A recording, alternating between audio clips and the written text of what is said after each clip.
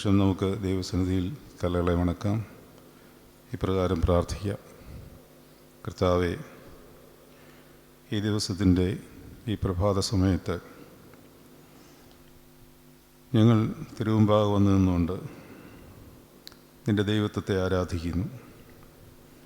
ഞങ്ങൾക്ക് വേണ്ടി താണിറങ്ങി വന്ന് ഈ ഭൂമിയിൽ ഞങ്ങൾക്ക് പ്രത്യക്ഷനാവുകയും മനുഷ്യന് ചേർന്ന് ഇടപഴകത്തക്കവണ്ണം ഞങ്ങളോട് കൂടെ പാർത്ത് വസിക്കുകയും ഞങ്ങളുടെ മധ്യേ കൂടാരം അടിക്കുകയും ചെയ്ത സർവശക്തനും തൃത്വത്തിലൊരുവനും ഞങ്ങളുടെ രക്ഷിതാവും ജയം നൽകുന്നതിനുമായ കർത്താവായ യേശുമിശിഹായേ, നീ പിതാവിനോടും പരിശുദ്ധ റൂഹായോടും കൂടെ ഒന്നിച്ച് സമനായിരിക്കുമ്പോൾ ഞങ്ങൾക്കായി താണിറങ്ങി വന്നതിനെ ഓർത്ത് പിതാവിനെയും പുത്രനെയും പരിശുദ്ധ റൂഹായെയും ഞങ്ങൾ മഹത്വപ്പെടുത്തുന്നു. ഇപ്പോൾ ദൈവമായ കർത്താവേ, വീണ്ടും നിന്നോടൊപ്പമുള്ള നിമിഷങ്ങളിൽ ചെലവിട്ടുകൊണ്ട് അവിടുന്ന് സഞ്ചരിച്ച മാർഗങ്ങളിലൂടെ തന്നെ ഞങ്ങളും സഞ്ചരിക്കുവാനും ഞങ്ങൾ ആത്മീയമായി സമ്പന്നരാകുവാനും ഈ സമയം ഞങ്ങൾക്ക് ശക്തി നൽകണമേ. ഞങ്ങളിൽ കുമിഞ്ഞുകൂടിയിരിക്കുന്ന പാപങ്ങൾക്ക് അയവ് ലഭിക്കുവാനും നിൻ്റെ തിരുരക്തത്തിൻ്റെ മാസ്മരിക ശക്തിയാൽ അവ മുഴുവനും കഴുകപ്പെട്ട് ശുദ്ധീകരിക്കപ്പെടുവാനുമായിട്ട് ഞങ്ങളുടെ പാപാവസ്ഥയോടുകൂടി ഞങ്ങൾ തിരുമുമ്പാകെ നിൽക്കുന്നു. കർത്താവെ, പരിശുദ്ധവും ദൈവവുമായ നിൻ്റെ മുഖത്തേക്ക് നോക്കുവാൻ ഞങ്ങൾക്ക് സാധിക്കുന്നില്ല. യോഹന്നാൻ കണ്ട ദർശനത്തിൽ മനുഷ്യരൂപോട് സാദൃശ്യമുള്ള ഒരുത്തനെ കണ്ടപ്പോൾ അവൻ്റെ മുഖം സൂര്യൻ ശക്തിയോടെ പ്രകാശിക്കുന്ന പോലെയായിരുന്നു എന്ന് വെളിപാട് പുസ്തകം 1 അധ്യായത്തിൽ പറഞ്ഞിരിക്കുന്നു. അവൻ്റെ തലയും തലമുടിയും ഹിമത്ത വെളുത്ത പഞ്ഞിപോലെ ഹിമത്തോളം വെളുത്തതും അവൻ്റെ കണ്ണ് അഗ്നിജ്വാലയ്ക്കൊത്തതും അവൻ്റെ കാൽ ഉലയിൽ ചുട്ടുപഴുപ്പിച്ച വെള്ളോട്ട് പോലെയും അവൻ്റെ ശബ്ദം പെരുവെള്ളത്തിൻ്റെ ഇരച്ചിൽ പോലെയുമായിരുന്നു. അവൻ്റെ വലങ്കയിൽ 7 നക്ഷത്രമുണ്ട്. അവൻ്റെ വായിൽ നിന്ന് ഇരുവായ്ത്തലയുള്ള മൂർച്ചയേറിയ വാൾ പുറപ്പെടുന്നു. അവൻ്റെ മുഖം സൂര്യൻ ഇരട്ടി ശക്തിയോടെ പ്രകാശിക്കുന്നത് പോലെയായിരുന്നു. കർത്താവെ, ആ മുഖത്തെ ഒതുക്കിക്കൊണ്ട് ഞങ്ങൾക്ക് കാണാവുന്ന രീതിയിലുള്ള ഒരു മുഖം സ്വീകരിച്ച് ഞങ്ങളോടുകൂടെ പാർത്തതിനാൽ നിന്നെ ഞങ്ങൾ വാഴ്ത്തുന്നു. ഇപ്പോൾ ദൈവമായ കർത്താവെ, തിരുസന്നിധിയിലേക്ക് തലകളെ വണക്കിക്കൊണ്ട് നിൻ്റെ കരുണയ്ക്കായി പ്രതീക്ഷിച്ചുകൊണ്ട് നിൽക്കുന്ന നിൻ്റെ വചനത്തിൻ്റെ രഹസ്യങ്ങളെ അറിയുവാൻ തക്കവണ്ണം ആകാംക്ഷയോടെ കാത്തിരിക്കുന്ന ഞങ്ങളെ നിൻ്റെ പരിശുദ്ധാത്മാവിൻ്റെ വരദാനങ്ങളാൽ നിറച്ച് നിൻ്റെ വചനങ്ങളുടെ മർമ്മങ്ങളെ ഞങ്ങളെ പഠിപ്പിച്ചു തരികയും തൽഫലമായി ഞങ്ങൾ ക്രിസ്തുവിലെ പരിജ്ഞാനത്തിൽ നിറയുകയും സ്നേഹത്തിൽ വളരുകയും നിന്നോടുള്ള സ്നേഹത്തെ വർദ്ധിപ്പിക്കുവാനായിട്ട് നീ ആരാകുന്നുവെന്ന് ഞങ്ങളെ യഥാർത്ഥമായി പഠിപ്പിക്കുകയും ചെയ്യണമേ. പരിശുദ്ധാത്മാവേ, അവിടുന്ന് ഞങ്ങളോട് സംസാരിക്കാതെ ഞങ്ങൾക്കൊന്നും സംസാരിപ്പാനില്ല എന്നുള്ള കാര്യത്തെപ്പറ്റി ഉത്തമ ബോധ്യമുള്ളവരാകുന്നു. ആയതിനാൽ പറയുവാൻ തക്കവണ്ണം ബലഹീന അടിയനെയും കേൾക്കുവാൻ തക്കവണ്ണം ഈ നിൻ്റെ മക്കളെയും അവിടെ ഹൃദയം ശ്രദ്ധയോടെ ഇതിലായിരിക്കാൻ തുറന്നു കൊടുക്കണമേ എന്ന് പ്രാർത്ഥിക്കുന്നു. ബെരോവായിലുള്ള ആൾക്കാർ തെസലോനിക്കയിലുള്ളവരെക്കാൾ മാന്യന്മാരായിരുന്നു എന്ന് അപ്പോസ്തല പ്രവൃത്തിയിൽ പറയുന്നുണ്ട്. അതിൻ്റെ കാരണം അവർ വചനം സൂക്ഷ്മതയോടെ പരിശോധിച്ചുകൊണ്ടിരുന്നു എന്നാണ്. അതുപോലെ കർത്താവെ, വചനത്തെ സൂക്ഷ്മതയോടെ പരിശോധിക്കുവാനും അതിൽ വളരുവാനും ഞങ്ങളെ നീ സഹായിക്കണമേ എന്ന് പ്രാർത്ഥിക്കുന്നു. നിൻ്റെ സന്നിധിയിലെ സന്തോഷങ്ങളുടെ പ്രമോദം വചനത്തിൽ കൂടി ഞങ്ങൾക്ക് ലഭിക്കുമാറാകണമേ. നിൻ്റെ വചനങ്ങളുടെ വികാസനം പ്രകാശപ്രദമാകുന്നു, അത് അല്പബുദ്ധികളെ ബുദ്ധിമാന്മാരാക്കുന്നു എന്ന് തിരുവചനം തന്നെ ഞങ്ങളെ പഠിപ്പിക്കുന്നു. അത് ഞങ്ങളുടെ കാലിന് ദീപവും പാതയ്ക്ക് പ്രകാശവുമാണെന്ന് നിങ്ങൾ തിരിച്ചറിയുന്നു. പക്ഷേ ഇടുക്ക് വാതിലിലൂടെ അകത്ത് കടക്കുന്നവനാണ് സ്വർഗരാജ്യത്തിൽ പ്രവേശിക്കുന്നത് എങ്കിൽ, കർത്താവെ, ഈ വചനം, അതിൻ്റെ ഗ്രഹണം, അതിൻ്റെ സാരാംശം അല്ലെങ്കിൽ അതിൻ്റെ രഹസ്യാത്മകമായ കാര്യങ്ങൾ ഒരു ഇടുക്കുവാതിലൂടെ കടക്കുന്നത് പോലെയാകുന്നു. കാരണം ഇത് ഞങ്ങൾക്ക് ദഹിക്കുവാൻ പ്രയാസമേറിയതാകുന്നു. എങ്കിലും പാല് കുടിച്ച് മാത്രം ഇരിക്കാതെ കട്ടിയായുള്ള ആഹാരം കഴിച്ചു കഴിഞ്ഞാൽ മാത്രമേ നീതിക്ക് വിധേയരാകുകയുള്ളൂ എന്ന് എബ്രായ ലേഖനത്തിൽ പൗലോസ് പഠിപ്പിക്കുന്നുണ്ടല്ലോ. പ്രായം തികഞ്ഞവർക്ക് മാത്രം ലഭിക്കുന്ന നൽവരത്തെപ്പറ്റി എബ്രായർക്ക് എഴുതിയ ലേഖനത്തിൽ പൗലോസ് പഠിപ്പിക്കുമ്പോൾ അത് ഈ വചനത്തിൽ കൂടി ഞങ്ങൾക്ക് ലഭിക്കുവാൻ ഞങ്ങളെ നീ പരിശീലിപ്പിക്കണമേ എന്ന് പ്രാർത്ഥിക്കുന്നു. ഇപ്രകാരം പൗലോസ് പഠിപ്പിക്കുകയാണ്: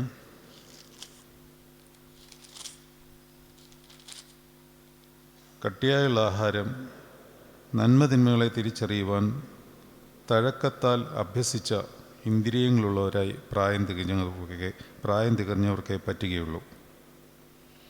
അതാദൈവമേ, ഞങ്ങൾ ഭക്ഷിക്കുന്ന ആഹാരം ഞങ്ങൾക്ക് ഞങ്ങളുടെ ജീവിതത്തിൽ അത് ദഹിച്ച് നിൻ്റെ വചനങ്ങളെ കണ്ടെത്തി ഭക്ഷിക്കുവാനുള്ള കൃപ ഞങ്ങൾക്ക് നൽകണമേ.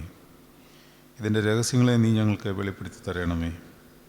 നിന്നോട് ചേർന്നിരിക്കുവാനും നിന്നിൽ ആശ്വാസം പ്രാപിക്കുവാനും നീ ഞങ്ങളിൽ ആശ്വാസം പ്രാപിക്കുവാനും ഞങ്ങൾ ഈ ചെലവിടുന്ന നിമിഷത്തെ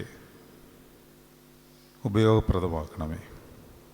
ഞങ്ങളുടെ ഭാരങ്ങൾ, പ്രയാസങ്ങൾ, നൊമ്പരങ്ങൾ, ജീവിത സാഹചര്യങ്ങൾ എല്ലാം കഠിനതരമായ അവസ്ഥയിലാകുന്നുവെന്ന് ഞങ്ങൾ സമ്മതിച്ചേറ്റ് പറയുമ്പോൾ എല്ലാം ലഘൂകരിച്ച് ഞങ്ങളെ സ്വാന്തനിപ്പിക്കുന്ന ഞങ്ങളുടെ അപ്പനും ഞങ്ങളുടെ രാജാവും നാഥനുമാവുന്ന കർത്താവായ യേശു മിശിഹായോടുള്ള ചേർച്ചയുള്ള ബന്ധത്തിൽ ഞങ്ങൾ ആശ്വാസം പ്രാപിക്കുന്നു.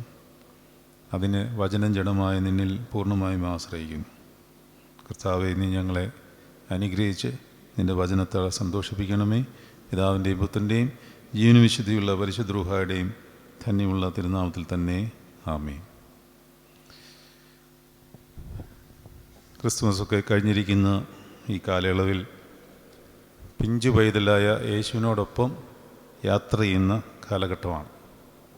എൽദോയ്ക്ക് ശേഷം വരുന്ന ഞായറാഴ്ചകളെല്ലാം കർത്താവിൻ്റെ ചേലാകർമ്മം, മാമോദീസ വരെയുള്ള കാലഘട്ടങ്ങൾ പിഞ്ചു കുഞ്ഞിനോടൊപ്പം അവൻ ദൈവമായിരിക്കെ അത് മനസ്സിലാക്കിക്കൊണ്ട് നമ്മൾ യാത്ര ചെയ്യണം. ഹൃദയത്തിലുള്ള പരിച്ഛേദന നമ്മൾ ഏൽക്കേണ്ട സമയം അതിക്രമിച്ചിരിക്കുന്നു. കർത്താവ് 8-ാം ദിവസത്തിൽ ചേലാകർമ്മം ചെയ്യുവാനായിട്ട് യെരുശലേം ദേവാലയത്തിലേക്ക് അവനെ കൊണ്ടുപോകുന്നുണ്ട്. അപ്പോൾ വൃദ്ധനായ ശീമോൻ അവനെ കൈകളിലേന്തിക്കൊണ്ട് ജാതികൾക്ക് പ്രകാശമായവനെ എടുത്തുയർത്തിക്കൊണ്ട് ഇസ്രായേലിൻ്റെ മഹത്വമായവനെ എടുത്തുയർത്തിക്കൊണ്ട് അവൻ പറയുകയാണ്: ഇപ്പോൾ നാഥ, എന്നെ വിട്ടയക്കണമേ. അടിയന് നിന്നെ കാണുവാൻ എൻ്റെ കണ്ണിന് ഭാഗ്യമുണ്ടായല്ലോ എന്ന് ശീമോൻ പറയുന്നത് പോലെ നമുക്കും ഈ കുഞ്ഞിനെ ഒന്ന് എടുക്കുവാൻ, നമ്മുടെ കൈകളിലൊന്ന് വഹിക്കുവാനുള്ള ഒരു ആത്മീയമായ ഒരുക്കം അല്ലെങ്കിൽ ഒരു അനുഭവം നമുക്കുണ്ടാവണം. എന്ന് പറഞ്ഞാൽ നമ്മുടെ ആധ്യാത്മികത എന്ന് പറഞ്ഞാൽ ഈ ചടങ്ങുകൾ നിർവഹിക്കുന്ന പോലെ തലത്തിലേക്ക് അധപതിച്ചു പോവുകയാണ്. അതുകൊണ്ടാണ് നമ്മുടെ ജീവിതത്തിൽ നമ്മൾ ഇത്രയും ആത്മീയരാണെന്ന് നമുക്ക് തോന്നുന്നുവെങ്കിലും പലതിനും ഒരു ഉത്തരം കിട്ടാതെ പോകുന്നത്. പ്രാർത്ഥിക്കുന്നുണ്ടോ എന്ന് ചോദിച്ചാൽ പ്രാർത്ഥിക്കുന്നുണ്ട്. പള്ളിയിൽ പോകുന്നുണ്ടോ? ഉണ്ട്. ദേവാലയത്തിന് കൊടുക്കാനുള്ള കാര്യങ്ങളെല്ലാം കൊടുക്കുന്നുണ്ടോ? ഉണ്ട്. അതുപോലെ ദാനധർമ്മങ്ങൾ ചെയ്യുന്നുണ്ടോ? ഉണ്ട്. എല്ലാം നമ്മൾ നിർവഹിക്കുന്നുണ്ട്. പക്ഷേ ഇപ്പോഴും അങ്ങോട്ട് നമ്മുടെ ജീവിതത്തിൽ ഒരു ശരിയായ സമാധാനം നമുക്ക് കിട്ടുന്നില്ല. വേദനകളും പ്രയാസങ്ങളൊക്കെ അവിടെ ഉണ്ട്. ആ വേദനകളും പ്രയാസങ്ങളും ഉള്ളപ്പോൾ തന്നെ ശരിക്കും ആത്മീയനായവന് ഉള്ളിൽ ഒരു സമാധാനം കിട്ടും. അത് കിട്ടുന്നില്ലെങ്കിൽ നമ്മളൊന്ന് ശ്രദ്ധിച്ച് മുമ്പോട്ട് മൂവ് ചെയ്യണം. പിശാച് നമ്മളെ കൊടുക്കുവാൻ വേണ്ടി പലവിധ കാര്യങ്ങൾ ആസൂത്രണം ചെയ്യും. നമ്മൾ പോലും അറിയാതെ നമ്മളുടെ വേലകളെല്ലാം ആധ്യാത്മിക വേലകളാണെന്ന് തോന്നിപ്പിക്കുക വിധമാണ് പിശാചിൻ്റെ ഒരു മോഡസ് ഓപ്പറാൻഡി. അതവൻ്റെ തന്ത്രമാണ്. സാത്താൻ്റെ തന്ത്രങ്ങളെ നാം അറിയാത്തവരല്ലല്ലോ എന്നാണ്. പിശാചിൻ്റെ തന്ത്രങ്ങളോട് എതിർത്ത് നിൽക്കുകയും വേണം. യാക്കോബിൻ്റെ ലേഖനം 4-ാം അധ്യായത്തിലും കൊരിന്ത്യർക്ക് എഴുതിയ ലേഖനത്തിലും അത് പൗലോസ്ലീഹായും യാക്കോബ് മാറി മാറി പ്രത്യേകം പഠിപ്പിക്കുന്നുണ്ട്. പിശാചിനെ ശ്രദ്ധിക്കണം, തമാശയായിട്ട് വിചാരിക്കരുത്. നമുക്ക് കർത്താവുണ്ട്, അതുകൊണ്ട് പിശാചൊന്നും നമ്മളെ ചെയ്യില്ല എന്നുള്ള ആത്മവിശ്വാസമൊക്കെ അവിടെ നിലനിൽക്കെ അവനെ അവഗണിച്ച് കളയരുത്. അവഗണിച്ച് കഴിഞ്ഞാൽ അവൻ നല്ല ഒന്നാന്തരം തന്ത്രങ്ങൾ മെനയും. ആ തന്ത്രം നമ്മൾ അറിയത്തുപോലുമില്ല. അതായത് നമ്മൾ ചെയ്യുന്ന എല്ലാ ആത്മീയ വേലയും ആത്മാവിനെ നേടുന്നതല്ലെങ്കിൽ അതെല്ലാം വെള്ളത്തിൽ വരച്ച വര പോലെയാവും. ആത്മീയമായി പണിയപ്പെടുന്നത് 6 കൂട്ടം കാര്യങ്ങൾ വെച്ചാണ്. കൊരിന്ത്യർക്ക് എഴുതിയ ലേഖനം 3-ാം അധ്യായത്തിൽ പൗലോസ് അത് പഠിപ്പിക്കുന്നുണ്ട്. നമ്മൾ ഇന്ന് റോമർക്ക് എഴുതിയ ലേഖനമാണ് പഠിക്കുന്നത്. ഞാൻ ആമുഖമായി ഇത് നിങ്ങളെ അങ്ങ് ഓർമ്മിപ്പിക്കുന്നു എന്നുള്ളതേ ഉള്ളൂ. കൊരിന്ത്യർക്ക് എഴുതിയ ലേഖനം 2 കൊരിന്ത്യരാണോ 1 കൊരിന്ത്യരാണോ ഞാനിപ്പോൾ നോക്കിയിട്ട് പറയാം. 1 കൊരിന്ത്യരാകാനാണ് സാധ്യത. 1 കൊരിന്ത്യർ 3-ാം അധ്യായം 10-ാം വാക്യം മുതൽ ഒന്ന് വായിക്കാമോ? എനിക്ക് ലഭിച്ച ദൈവകൃപയ്ക്ക് ഒത്തവണ്ണം ഞാൻ ജ്ഞാനമുള്ള പ്രധാന ശില്പിയായി അടിസ്ഥാനമിട്ടിരിക്കുന്നു. മറ്റൊരുത്തൻ മീതെ പണിയുന്നു. താൻ എങ്ങനെ പണിയുന്നു എന്ന് ഓരോരുത്തൻ നോക്കിക്കൊള്ളണം. നമ്മൾ ചെയ്യുന്ന ആത്മീയ ശുശ്രൂഷ നമ്മൾ തന്നെ ശ്രദ്ധിക്കണം. ഇടവികാരിമാർ, മെത്രാപ്പോലിത്താമാർ, സന്യാസ ജീവിതം നയിക്കുന്നവർ, അതുപോലെ തന്നെ കുടുംബസ്ഥർ, ഓരോരുത്തർക്കും ഓരോ പണിയെ ഏൽപ്പിച്ചിട്ടുണ്ട്. അവർ ആത്മീയമായ ഒരു ഗ്രഹം പണിയുകയാണ്. അത് ഇവിടെ അല്ല ആ ഗ്രഹം മീതെ ആണ്. അതിനുവേണ്ടിയാണ് ഇവിടെ നമ്മൾ ഓരോ കാര്യങ്ങളും ക്രമീകരിച്ച് നമ്മളെ തന്നെ ഒരുക്കിക്കൊണ്ടിരിക്കുന്നത്. അവർ ബോധ്യമുണ്ടെങ്കിൽ തന്നെ നമ്മുടെ പല ആത്മീയ ശുശ്രൂഷകളും നേരെ ആയിക്കോളും. പക്ഷേ പലർക്കും ഈ ബോധ്യമില്ല. നമ്മുടെ ആത്മീയത എല്ലാം ഈ ഭൂമിക്കകത്ത് ഒതുങ്ങി നിൽക്കുന്ന രീതിയിലാണ് നമ്മൾ തന്നെ ക്രമീകരിക്കുന്നത്. ഞങ്ങൾ അച്ഛന്മാരുടെ കാര്യം അങ്ങനെയാണ്. ഇവിടെ ഒരു നല്ല വികാരിയാവണം, ചെല്ലുന്ന പള്ളിയിലെല്ലാം നല്ല കുറേ കൺസ്ട്രക്ഷൻസ് വർക്കൊക്കെ നടത്തണം, പ്രാർത്ഥനയാഗങ്ങളൊക്കെ കൃത്യമായിട്ട് പോകണം, നല്ല അഡ്മിനിസ്ട്രേറ്ററായിട്ട് പേരെടുക്കണം, എല്ലാവരെയൊക്കെ സന്തോഷിപ്പിച്ച് ഒക്കെ പോകണം. എല്ലാം നല്ല കാര്യം തന്നെ. പക്ഷേ നമുക്ക് ഒരാത്മാവിനെയെങ്കിലും നമുക്ക് നേടാൻ പറ്റുന്നുണ്ടോ എന്നുള്ളത് വളരെയധികം സൂക്ഷിച്ച് ശ്രദ്ധിക്കേണ്ടതും അതിനനുസരിച്ച് നമ്മൾ പണിയേണ്ടതുമാണ്. അങ്ങനെ നമ്മൾ ചിന്തിച്ചാൽ തന്നെ നമ്മുടെ ആത്മീയതയുടെ ഡയറക്ഷൻ മാറും. ചിന്താധാരകൾ മാറും. ഒരു ഇടവകയിലൊരു പുരോഹിതൻ ചെന്നാൽ അവൻ അവിടെ അനുഷ്ഠിക്കേണ്ട ഉത്തരവാദിത്തങ്ങൾ എന്താണ് എന്നുള്ളത് പരിശുദ്ധാത്മാവിൻ്റെ ഗൈഡൻസ് അവന് കിട്ടും. പൊതുയോഗത്തിൻ്റെ ഗൈഡൻസ് മാത്രമാകാതെ പരിശുദ്ധാത്മാവിൻ്റെ ഗൈഡൻസിൽ അതിനെ കൊണ്ടുവന്ന് പരിശുദ്ധാത്മാവിനും പൊതുയോഗത്തിനും തോന്നി എന്നുള്ള രീതിയിൽ അതിനെ കൈകാര്യം ചെയ്യുവാൻ പുരോഹിതന് ആത്മീയ ശക്തി ലഭിക്കും. അങ്ങനെയാണല്ലോ അപ്പോസ്തല പ്രവൃത്തിയിൽ പറയുന്നത്. യെരുശലേമിൽ വെച്ച് സുദിനോദോസ് കൂടിയപ്പോൾ പരിശുദ്ധാത്മാവിനും ഞങ്ങൾക്കും തോന്നി എന്നാണ് പറയുന്നത്. അല്ലാതെ ഞങ്ങൾക്ക് തോന്നിയെന്നുമല്ല, പരിശുദ്ധാത്മാവിനും തോന്നിയെന്നല്ല. പരിശുദ്ധാത്മാവ് തോന്നിയത് ഞങ്ങളിൽ കൂടി അത് പൂർത്തീകരിക്കുകയാണ്. അതായത് ഒരു ദേവാലയത്തിൽ പൊതുജനത്തിൻ്റെ അഭിപ്രായം, പുരോഹിതൻ്റെ അഭിപ്രായം, പരിശുദ്ധാത്മാവിൻ്റെ അഭിപ്രായം, ഇതെല്ലാം ഒറ്റ അഭിപ്രായമായിട്ട് മാറും. അതിന് പുരോഹിതനാണ് നേതൃത്വം എടുക്കേണ്ടത്. അത് എപ്പോഴും പുരോഹിതൻ കർത്താവുമായിട്ട് കണക്റ്റഡ് ആയിരിക്കണം. അല്ലെങ്കിൽ പുരോഹിതനെ ചെയ്യാൻ പറ്റത്തില്ല. പുരോഹിതനെ താഴ്ത്തോട്ട് കൊണ്ടുവന്നിട്ടിട്ട് പിശാച് പല ആത്മീയ വേലകൾ തന്നെ ചെയ്യിച്ചുകൊണ്ടിരിക്കും. എല്ലാം ആത്മീയ വേലയാണ്. അപ്പോൾ അതിനകത്തൊരു ആനന്ദമൊക്കെ കണ്ടെത്തും. അത് മേൽ തൊട്ട് അടി വരെയുള്ള ഞങ്ങളുടെ പുരോഹിത വർഗത്തിന് സംഭവിച്ചിരിക്കുന്ന ഒരു അപച്യുതിയാണത്. അങ്ങനെ ഇങ്ങനെ ഓരോ കാര്യങ്ങളിങ്ങനെ ചെയ്തുകൊണ്ടേയിരിക്കും. നമുക്ക് നേരമില്ല പിന്നെ ഒന്നിനും. പുരോഹിതൻ ആദ്യമായിട്ട് എന്താണ് ചെയ്യേണ്ടത്? കോരിന്ത്യർക്കെഴുതിയ ലേഖനത്തിൽ തന്നെ 4-ാം അധ്യായം 1-ാം വാക്യം അല്ലേ? 4-ാം അധ്യായം 1-ാം വാക്യം, 1 കോരിന്ത്യർ 4-ാം അധ്യായം 1-ാം വാക്യം. ഞങ്ങളെ, അതായത് പൗലോസ്ലീഹ പറയാണ്. പൗലോസ്ലീഹ ഒരു പുരോഹിതനായ ശുശ്രൂഷ അനുഷ്ഠിച്ചവനാണ് അല്ലേ? അങ്ങനെ നമുക്ക് വാക്യമുണ്ട് കേട്ടോ. ഞങ്ങളെ ക്രിസ്തുവിൻ്റെ ശുശ്രൂഷക്കാരും ദൈവമർമ്മങ്ങളുടെ ഗ്രഹവിചാരകന്മാരും എന്നിങ്ങനെ ഓരോരുത്തൻ എണ്ണിക്കൊള്ളട്ടെ. പൗലോസ്ലീഹ പുരോഹിതനായിരുന്നു. എവിടെയാണ് പറഞ്ഞിരിക്കുന്നത് അറിയാമോ? പൗലോസ്ലീഹയ്ക്ക് പൗരോഹിത്യം ഉണ്ടായിരുന്നു എന്നുള്ളത് പൗലോസ്ലീഹ തന്നെ സാക്ഷീകരിച്ചിട്ടുണ്ട്. എവിടെയാണെന്നറിയാമോ? നമ്മളത് പഠിക്കും. ഇപ്പോഴെങ്ങും അല്ല, ഇത് റോമർ തീരുമ്പോഴത്തേനും പഠിക്കും. അങ്ങനെയാണെങ്കിൽ റോമർ 15-ാം അധ്യായം എടുക്കൂ.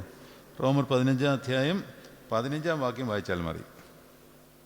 റോമർക്കെഴുതിയ ലേഖനം 15-ാം അധ്യായം 15-ാം വാക്യത്തിൽ പൗലോസ്ലീഹയുടെ പൗരോഹിത്യത്തെ പൗലോസ്ലീഹ ശ്ലാഘിച്ച് ഊന്നി പറയുന്നുണ്ട്. അതേപ്രകാരമാണ്: എങ്കിലും ജാതികൾ എന്ന വഴിപാട് പരിശുദ്ധാത്മാവിനാൽ വിശുദ്ധീകരിക്കപ്പെട്ട് പ്രസാദകരമായി തീരുവാൻ ഞാൻ ദൈവത്തിൻ്റെ സുവിശേഷ ഘോഷണം പുരോഹിതനായി അനുഷ്ഠിച്ചുകൊണ്ട് ജാതികളിൽ ക്രിസ്തുയേശുവിൻ്റെ ശുശ്രൂഷനായിരിക്കേണ്ടതിന് ദൈവം എനിക്ക് നൽകിയ കൃപനിമിത്തം നിങ്ങളെ ഓർമ്മപ്പെടുത്തുന്നു.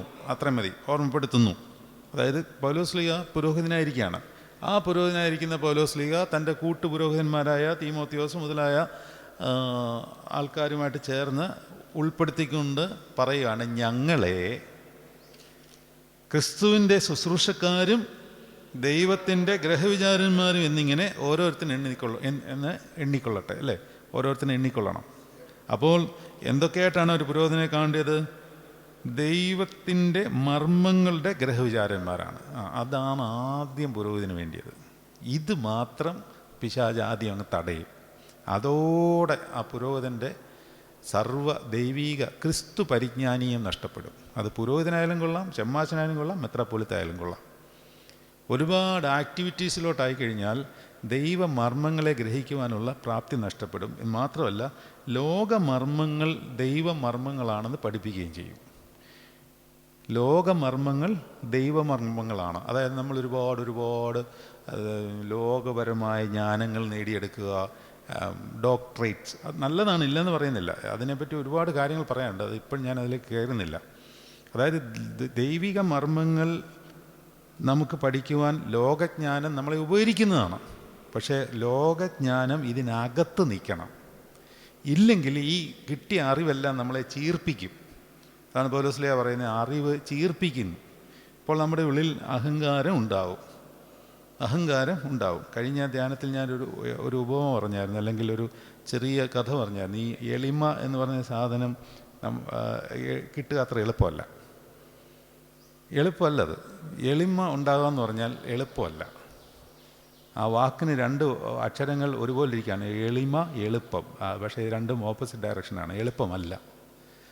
ഞാൻ അത്ഭുതപ്പെട്ടിട്ടുണ്ട്. കർത്താവ് അരയിൽ തോർത്ത് ചുറ്റി കുനിഞ്ഞിരിക്കുക എന്ന് പറഞ്ഞാൽ എളുപ്പമേ അല്ല. ഞാനൊരു ശില്പിയുടെ ഉപമ പറഞ്ഞായിരുന്നു, ശ്രദ്ധിച്ചായിരുന്നോ? നിങ്ങൾ കേട്ടിട്ടുണ്ടെങ്കിൽ ക്ഷമിക്കുക, ഞാൻ ഒന്നുകൂടെ പറയാം. ഒരു ശില്പി മഹാവിദ്വാനാണ്. അയാൾക്ക് എന്തും അയാൾ ഉണ്ടാക്കി കഴിഞ്ഞാൽ ഒറിജിനൽ ഏതാണ്, ഡ്യൂപ്ലിക്കേറ്റ് ഏതാണെന്ന് തിരിച്ചറിയുവാൻ സാധ്യമല്ല. അപ്പോൾ ഈ ശില്പിയുടെ കാലം തികയാണ്. അയാൾ മരിക്കാറായി. കാലൻ അയാളെ വിളിക്കുവാൻ വരികയാണ്, അതായത് മൃത്യു. ഇത് ശില്പിക്ക് മുന്നമേ എന്തോ ജ്ഞാനത്തിൽ അറിവ് കിട്ടി. അപ്പോൾ ശില്പി തീരുമാനിച്ചു, കാലനെ പറ്റിച്ചേക്കാം, എനിക്കിപ്പം പോകണ്ട. കാരണം ഇദ്ദേഹം വിദ്വാനാണ്, നല്ലതായിട്ട് ശില്പങ്ങൾ ഉണ്ടാക്കുവാൻ അറിയാം. അപ്പോൾ അദ്ദേഹം എന്ത് ചെയ്തു? തന്നെപ്പോലെ ഇരിക്കുന്ന 7 മെഴുക് പ്രതിമകൾ ഉണ്ടാക്കി. നിങ്ങൾ മെഴുക് പ്രതിമകൾ കണ്ടിട്ടുണ്ടെങ്കിൽ നിങ്ങൾക്കറിയാം. ഞാൻ കണ്ടിട്ടുണ്ട്. ഡ്യൂപ്ലിക്കേറ്റ് ഏതാണ്, ഒറിജിനൽ ഏതാണെന്ന് തിരിച്ചറിയത്തില്ല. ഒരു മനുഷ്യനെയൊക്കെ ഉണ്ടാക്കി വെച്ചാൽ അതുപോലെ ഇരിക്കും. നമ്മൾ അറിയാതെ ഞാൻ തൊട്ട് നോക്കുമ്പോഴാണ് ഇത് മാംസം അല്ലെന്ന് മനസ്സിലാകത്തുള്ളൂ. അല്ലെങ്കിൽ ഒരു 10 അടി മാറി നിന്നാൽ നല്ല ജീവനുള്ള ഒന്നാം തരം മനുഷ്യനെ പോലെ തന്നെ ഇരിക്കും. ബ്രിട്ടീഷ് മ്യൂസിയത്തിൽ ഗാന്ധിജിയുടെ ഒരു പ്രതിമ ഉണ്ടാക്കി വെച്ചിട്ടുണ്ട്. അങ്ങനെ പലയിടത്തും പല പ്രതിമകളുമുണ്ട്.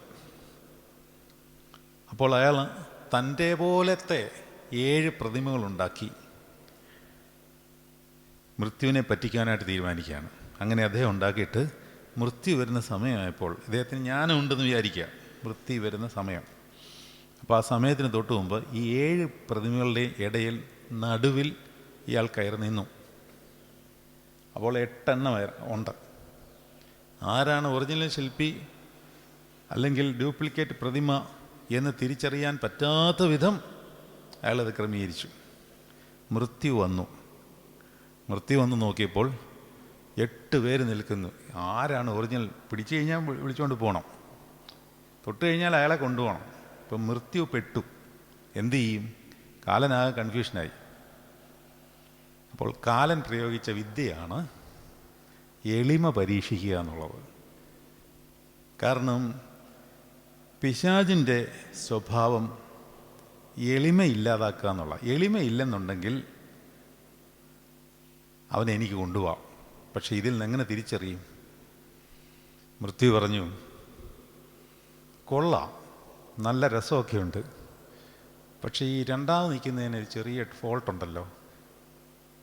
പെട്ടെന്ന് ആശാൻ്റെ അകത്തിരുന്ന സാധനം പൊന്തി വന്നു. ആരുടെ അകത്തിരുന്ന? ശില്പിയുടെ അകത്തിരുന്ന സാധനം പൊന്തി വന്നു. വളരെ എളിമയുള്ളവനാണെന്നാണ് വിചാരിച്ചുകൊണ്ടിരുന്നത്. എല്ലാവരും പറഞ്ഞിട്ടുണ്ട്, പാവമാണ്, നല്ലതായിട്ടുണ്ടാക്കും, നല്ല മിടുക്കനാണ്. ഇങ്ങനെ പറഞ്ഞ് ഇവൻ പോലും അറിയാതെ ഇവൻ്റെ ഉള്ളിലൊരു അഹന്ത കയറി കിടന്നിരുന്നു. അപ്പോൾ മൃത്യു പറഞ്ഞു, ഇത് രണ്ടാമത് നിൽക്കുന്നതിന് ചെറിയ പ്രശ്നമുണ്ട്, അത് എനിക്ക് കണ്ടുപിടിക്കാൻ പറ്റും. അപ്പോൾ ഉടനെ അതിനങ്ങനെ വരാൻ വഴിയില്ലല്ലോ, ഉണ്ടാക്കിയ ഞാനല്ലേ, പോവല്ലേ, വാ. അങ്ങനെ മൃത്യു ഒറിജിനൽ ആളെ കണ്ടുപിടിച്ചു എന്നാണ് പറയുന്നത്. അതായത് നമ്മുടെ ഉള്ളിൽ ഈ സാധനം കിടപ്പുണ്ട്. എളിമ എന്ന് പറയുന്നത് that is the most difficult virtue that a person can ever acquire. നേടിയെടുക്കുവാൻ ഏറ്റവും പ്രയാസമുള്ള ഒരു വെർച്യുവാണ്, നന്മയാണ് എളിമ എന്ന് പറയുന്നത്. അതില്ലാണ്ടായി കഴിഞ്ഞാൽ രക്ഷപ്പെട്ടു. ഈ കുരിശെന്ന് പറയുന്നത് എന്തിനെ കാണിക്കുന്നതാണ്? എളിമയെ കാണിക്കുന്നതാണ്. എളിമയെ കാണിക്കുക എന്ന് പറഞ്ഞാൽ എന്താ അർത്ഥം? എന്നിലുള്ള ഐനെസ്, അത് അയാംനെസ്സിനെ കട്ട് ചെയ്ത് വിടുകയാണ്. അതുകൊണ്ടാണ് കർത്താവ് പറയുന്നത്, നിന്നിലുള്ള ആ ഞാനില്ലാതാകണം അല്ലേ. എൻ്റെ ക്രൂശ് എടുത്തുകൊണ്ട് പൂർണ്ണമായി എന്നെ അനുഗമിക്കുക എന്ന് പറഞ്ഞാൽ നീ ഇല്ലാതാവണമെന്നർത്ഥം. അപ്പോൾ ഒരു പുരോഹിതൻ, അവിടുന്നാണ് ഞാൻ വന്നത്, ഒരു പുരോഹിതൻ ദൈവീക മർമ്മങ്ങളുടെ ഗ്രഹവിചാരകനാണ്. മലാഖിയുടെ പുസ്തകത്തിൽ മറ്റൊരു വചനമുണ്ടല്ലോ, സൈന്യങ്ങളുടെ ദൈവമായ യഹോവയുടെ പുരോഹിതൻ അവൻ്റെ അധരം പരിജ്ഞാനം സൂക്ഷിച്ചു വെക്കേണ്ടതും ഉപദേശം അവനിൽ നിന്ന് ചോദിച്ചു പഠിക്കേണ്ടതുമാണ്. 4-ാം അധ്യായത്തിലാണെന്ന് തോന്നുന്നു. മലാഖിയുടെ പുസ്തകം 4-ാം അധ്യായത്തിൽ ഈ ഒരു വാക്യം കിടപ്പുണ്ട്. 4-ന്റെ 4 സാധ്യത. നോക്കാമോ? മലാഖി 4:4 വായിച്ചേ. അല്ലേ 4:4 അല്ലേ? 4 പിന്നെ ഏതാണ്? സൈനിങ് 2:7. പുരോഹിതൻ സൈന്യങ്ങളുടെ യഹോവയുടെ ദൂതനാകിയാൽ അവൻ്റെ അധരങ്ങൾ പരിജ്ഞാനം സൂക്ഷിച്ചു വച്ചേക്കേണ്ടതും ഉപദേശം അവനിൽ നിന്ന് ചോദിച്ചു പഠിക്കേണ്ടതുമല്ലോ. ഈ 2 സാധനങ്ങൾ, പരിജ്ഞാനം, അത് പ്രധാനമായിട്ട് പരിജ്ഞാനം, അത് ക്രിസ്തു ജ്ഞാനമാണ്. അത് പിശാച് ബ്ലോക്ക് ചെയ്യും. ഇത് പുരോഹിതന് അറിയില്ല, മനസ്സിലാവത്തില്ല. അതുപോലെയാണ് അവനെ പല ആക്ടിവിറ്റീസിൽ എൻഗേജ് ചെയ്യിപ്പിക്കും. അങ്ങനെ ഇതിൻ്റെ പുറകെ ഇങ്ങനെ നടന്നുകൊണ്ടേയിരിക്കും. പിശാചിന് വളരെ എളുപ്പമായി കാര്യങ്ങൾ. ആത്മീയ വേലയാണെന്ന് തോന്നിക്കുകയും ചെയ്യും, ഒരു ആത്മസന്തോഷം ലഭിക്കില്ല. അതുകൊണ്ട് എന്താ സംഭവിക്കുകയെന്ന് ചോദിച്ചു കഴിഞ്ഞാൽ ദൈവാനുഭവം ഉണ്ടാകില്ല. പ്രാർത്ഥന നടക്കും, ജീസസ് പ്രെയർ നടക്കും, പിന്നെ ശുശ്രൂഷകൾ നടത്തും, വീട് കൂതാശം നടക്കും, കല്യാണവും നടക്കും, വിശുദ്ധ കുർബാനയും നടക്കും, എല്ലാം നടക്കും. ദൈവാനുഭവം ഉണ്ടാവില്ല. ഇപ്പോൾ ഒരു പുരോഹിതൻ വിശുദ്ധ കുർബാന ചെല്ലുമ്പോൾ, നിങ്ങൾ വിശ്വാസികൾ വിശുദ്ധ കുർബാനയെ സംബന്ധിക്കുമ്പോൾ, ഇത് ഞായറാഴ്ച വെറുതെ വന്ന് പള്ളിയിൽ പോകുന്ന പോലെ ഒരു ചടങ്ങ് പോലെ നിർവഹിച്ചു കഴിഞ്ഞാൽ ദൈവാനുഭവം ഉണ്ടാകുകയില്ല. ദൈവാനുഭവമാണ് വേണ്ടത്. എന്ന് പറഞ്ഞാൽ ക്രിസ്തുവിനെ നമ്മൾ കാണണം. അപ്പോൾ ഇനി കൊരിന്ത്യർ 3-ാം അധ്യായത്തിലേക്ക് ഒന്നും കൂടെ ഒന്ന് വന്നേ. അപ്പോൾ ഒരുത്തൻ ഗ്രഹം പണിയുകയാണ്, അല്ലേ? ഗ്രഹം പണിയുകയാണ്.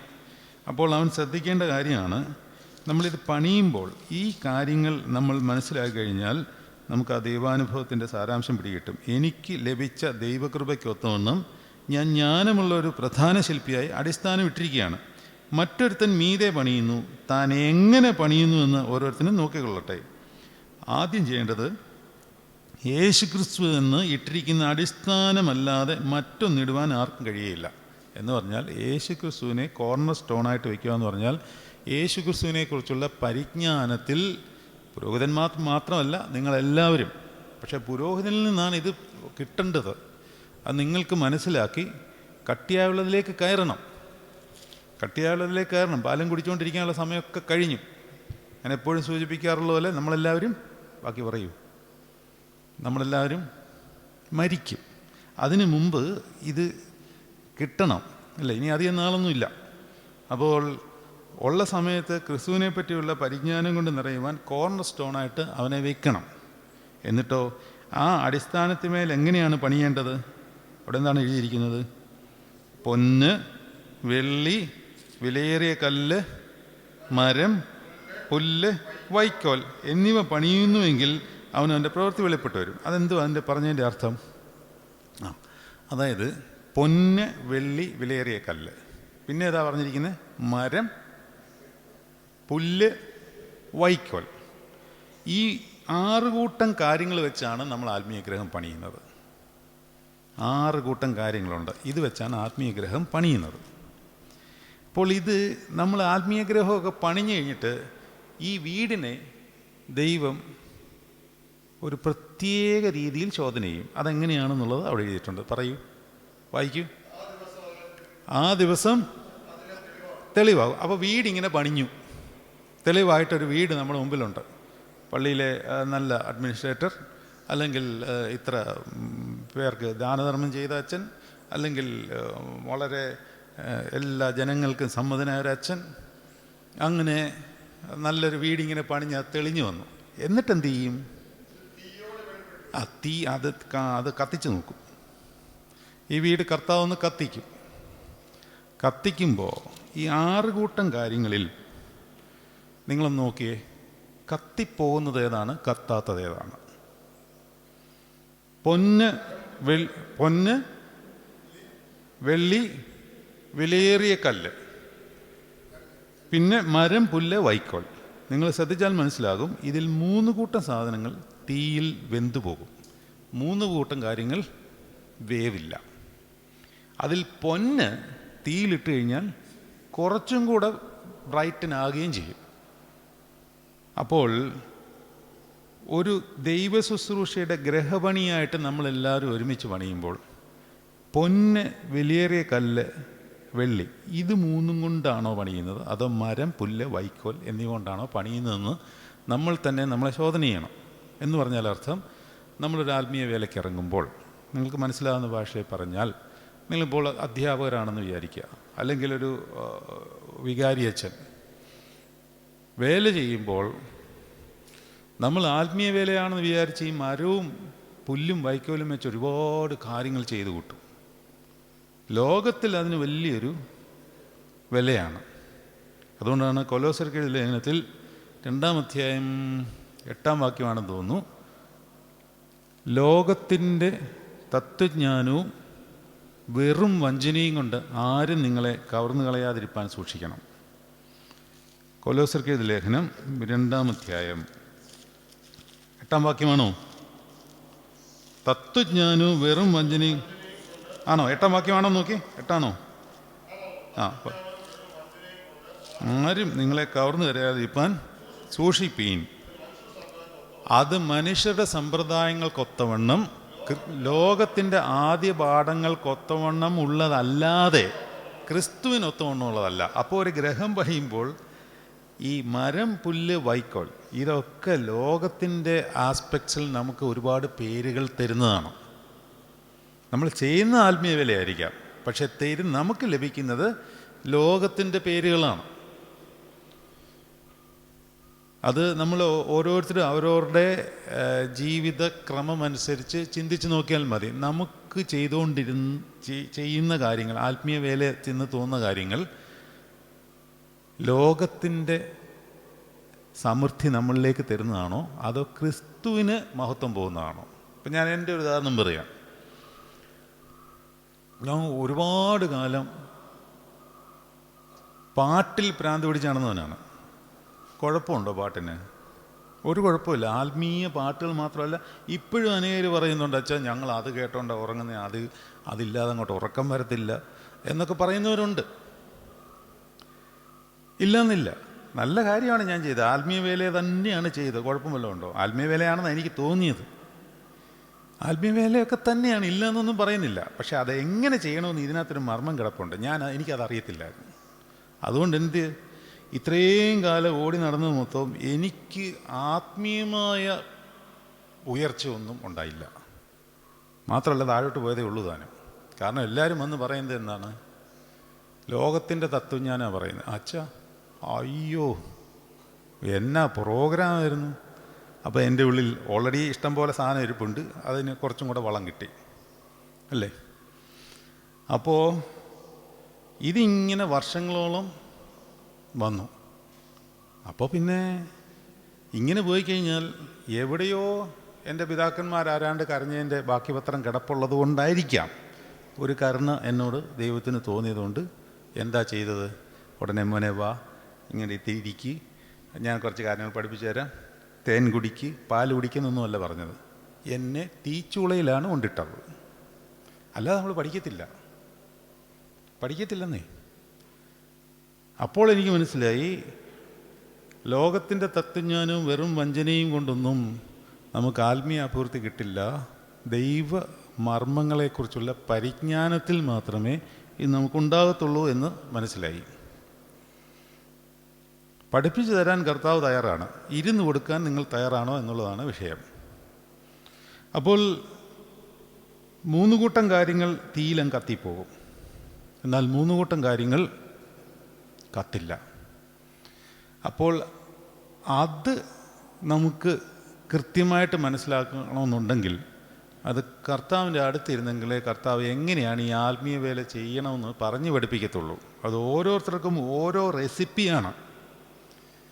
എനിക്കിവിടെ നിന്ന് നിങ്ങളോട് പറഞ്ഞു തരാൻ പറ്റില്ല, നിങ്ങൾ ഇങ്ങനെ ചെയ്യണം അങ്ങനെ ചെയ്യണം എന്നുള്ളത്. അത് നിങ്ങൾ തന്നെ ചില കാര്യങ്ങൾ കണ്ടെത്തേണ്ടതുണ്ട്. അങ്ങനെ കണ്ടെത്തുമ്പോൾ അതിനകത്തൊരു പൊന്ന്, വെള്ളി, വിലയേറിയ കല്ല് കാണും. പക്ഷേ മറ്റേത് വേണം. ഒരു വികാരിയച്ഛൻ അവിടെ പള്ളിയിൽ ഒരു കൺസ്ട്രക്ഷൻ നടത്തണമെങ്കിൽ നടത്തണം, പ്രാർത്ഥനയോഗങ്ങൾ നടത്തണം, കരോൾ നടത്തണം. ഇപ്പം നമ്മൾ കരോൾ എല്ലായിടത്തും ഇറങ്ങുന്ന സമയമാണല്ലേ. ശരിക്കും അതിനകത്തെ ആത്മീയത എന്ത് എനിക്കിപ്പോഴും മനസ്സിലാവുന്നില്ല. നിങ്ങൾ സുവിശേഷം അറിയിക്കാനാണോ പോകുന്നത്? അങ്ങനെയാണെങ്കിൽ ഇങ്ങനെയാണോ അറിയിക്കേണ്ടത്? ഈ റോമർക്കെതിരെ ലേഖനം പഠിപ്പിക്കുമ്പോൾ സുവിശേഷം എന്നുള്ള ഒറ്റ വാക്കിനെ പറ്റി നമുക്ക് പഠിക്കേണ്ടി വരും. 1-ാം അധ്യായം 18-ാം വാക്യത്തിൽ 17-ാം വാക്യത്തിലാണെന്ന് തോന്നുന്നു. സുവിശേഷത്തെക്കുറിച്ച് എനിക്ക് ലജ്ജയില്ല. വിശ്വസിക്കുന്ന യവനും, ആദ്യ യഹൂദനും പിന്നെ യവനും അത് രക്ഷയ്ക്കായി ദൈവശക്തിയാകുന്നുവല്ലോ എന്നാണ്. അപ്പോൾ ഇത് സുവിശേഷം എന്താണെന്ന് പഠിക്കണം. അപ്പം നമ്മൾ കരോളിന് പോകുന്നു, വികാരി അച്ഛന് പോകേണ്ടി വരുന്നു, പോകണം. പക്ഷേ അതിനകത്ത് എന്ത് ആധ്യാത്മികതയുള്ളത്? അവിടെ ചെല്ലുന്നു, നമ്മൾ ഒരു പാട്ടൊക്കെ പാടുന്നു, വീട്ടുകാരുമായിട്ട് ഉള്ള ആർഭാടമെല്ലാം അവിടെ നടത്തുന്നു, കുറേ കാപ്പിയൊക്കെ കുടിക്കുന്നു, തിരിച്ചു പോകുന്നു, പൈസയും വാങ്ങിക്കുന്നു. ശരിക്കും നമ്മുടെ ഉദ്ദേശം പൈസ വാങ്ങിക്കുക എന്നുള്ളതാണ് അല്ലേ? കളക്ഷനാണ്. പൈസ വാങ്ങിക്കുക എന്ന് പറഞ്ഞാൽ കളക്ഷനാണ്. അത് വേണം. പക്ഷേ ഇതെങ്ങനെയാണ് ആത്മീയമായിട്ടപ്പം കണക്ട് ചെയ്യുന്നത്? അതാണ് നമ്മൾ കർത്താവിൻ്റെ അടുത്ത് ഇരുന്നാലേ ഇത് പറഞ്ഞു തരത്തുള്ളൂ. അത് വേണം. അതില്ലാതെ പറ്റുമോ? പള്ളി കാര്യങ്ങൾ ഓടണ്ടേ?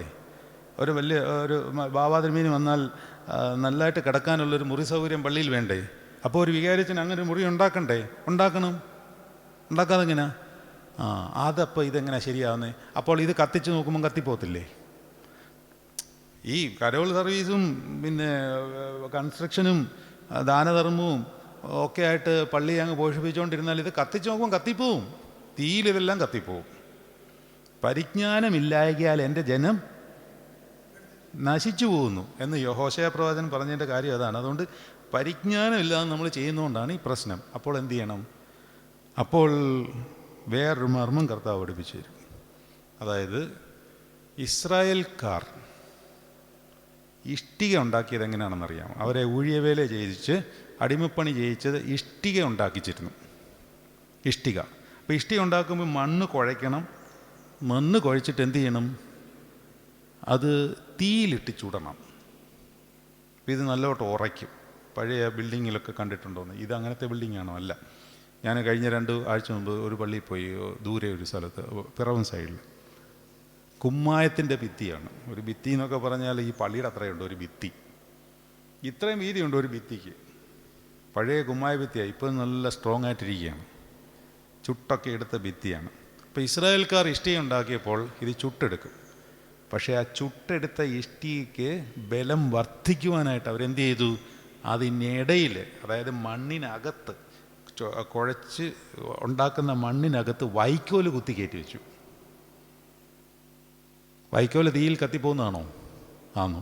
പക്ഷേ ഇത് അവർ വൈക്കോൽ അതിൻ്റെ ഇടയിൽ വെച്ചിട്ട് ആ ഇഷ്ടികയുടെ മണ്ണ് കുഴച്ചിട്ട് എന്നിട്ട് ആ ഇഷ്ടിക കൊണ്ട് തീക്കകത്ത് വെച്ചു. ഇഷ്ടിക കട്ടിയായി വൈക്കോലോട്ട് കത്തിപ്പോയതും ഇല്ല.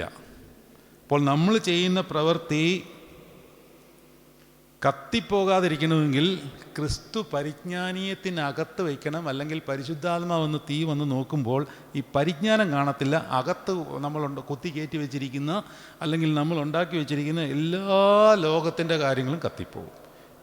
എന്നാൽ അതും ഇതും കൂടെ ഒരുമിച്ച് ചേർത്ത് വെച്ച് നല്ലൊരു ആത്മീയ ഗ്രഹം പണിയുവാൻ സാധിക്കും എന്ന് ഇതിൽ നിന്ന് പഠിക്കുന്നുണ്ട്. ഞാൻ എന്ത് പറഞ്ഞാണ് ഇങ്ങോട്ട് കയറിയത് എനിക്കറിയത്തില്ല. നമുക്ക് റോമറിലേക്ക് പോകാം.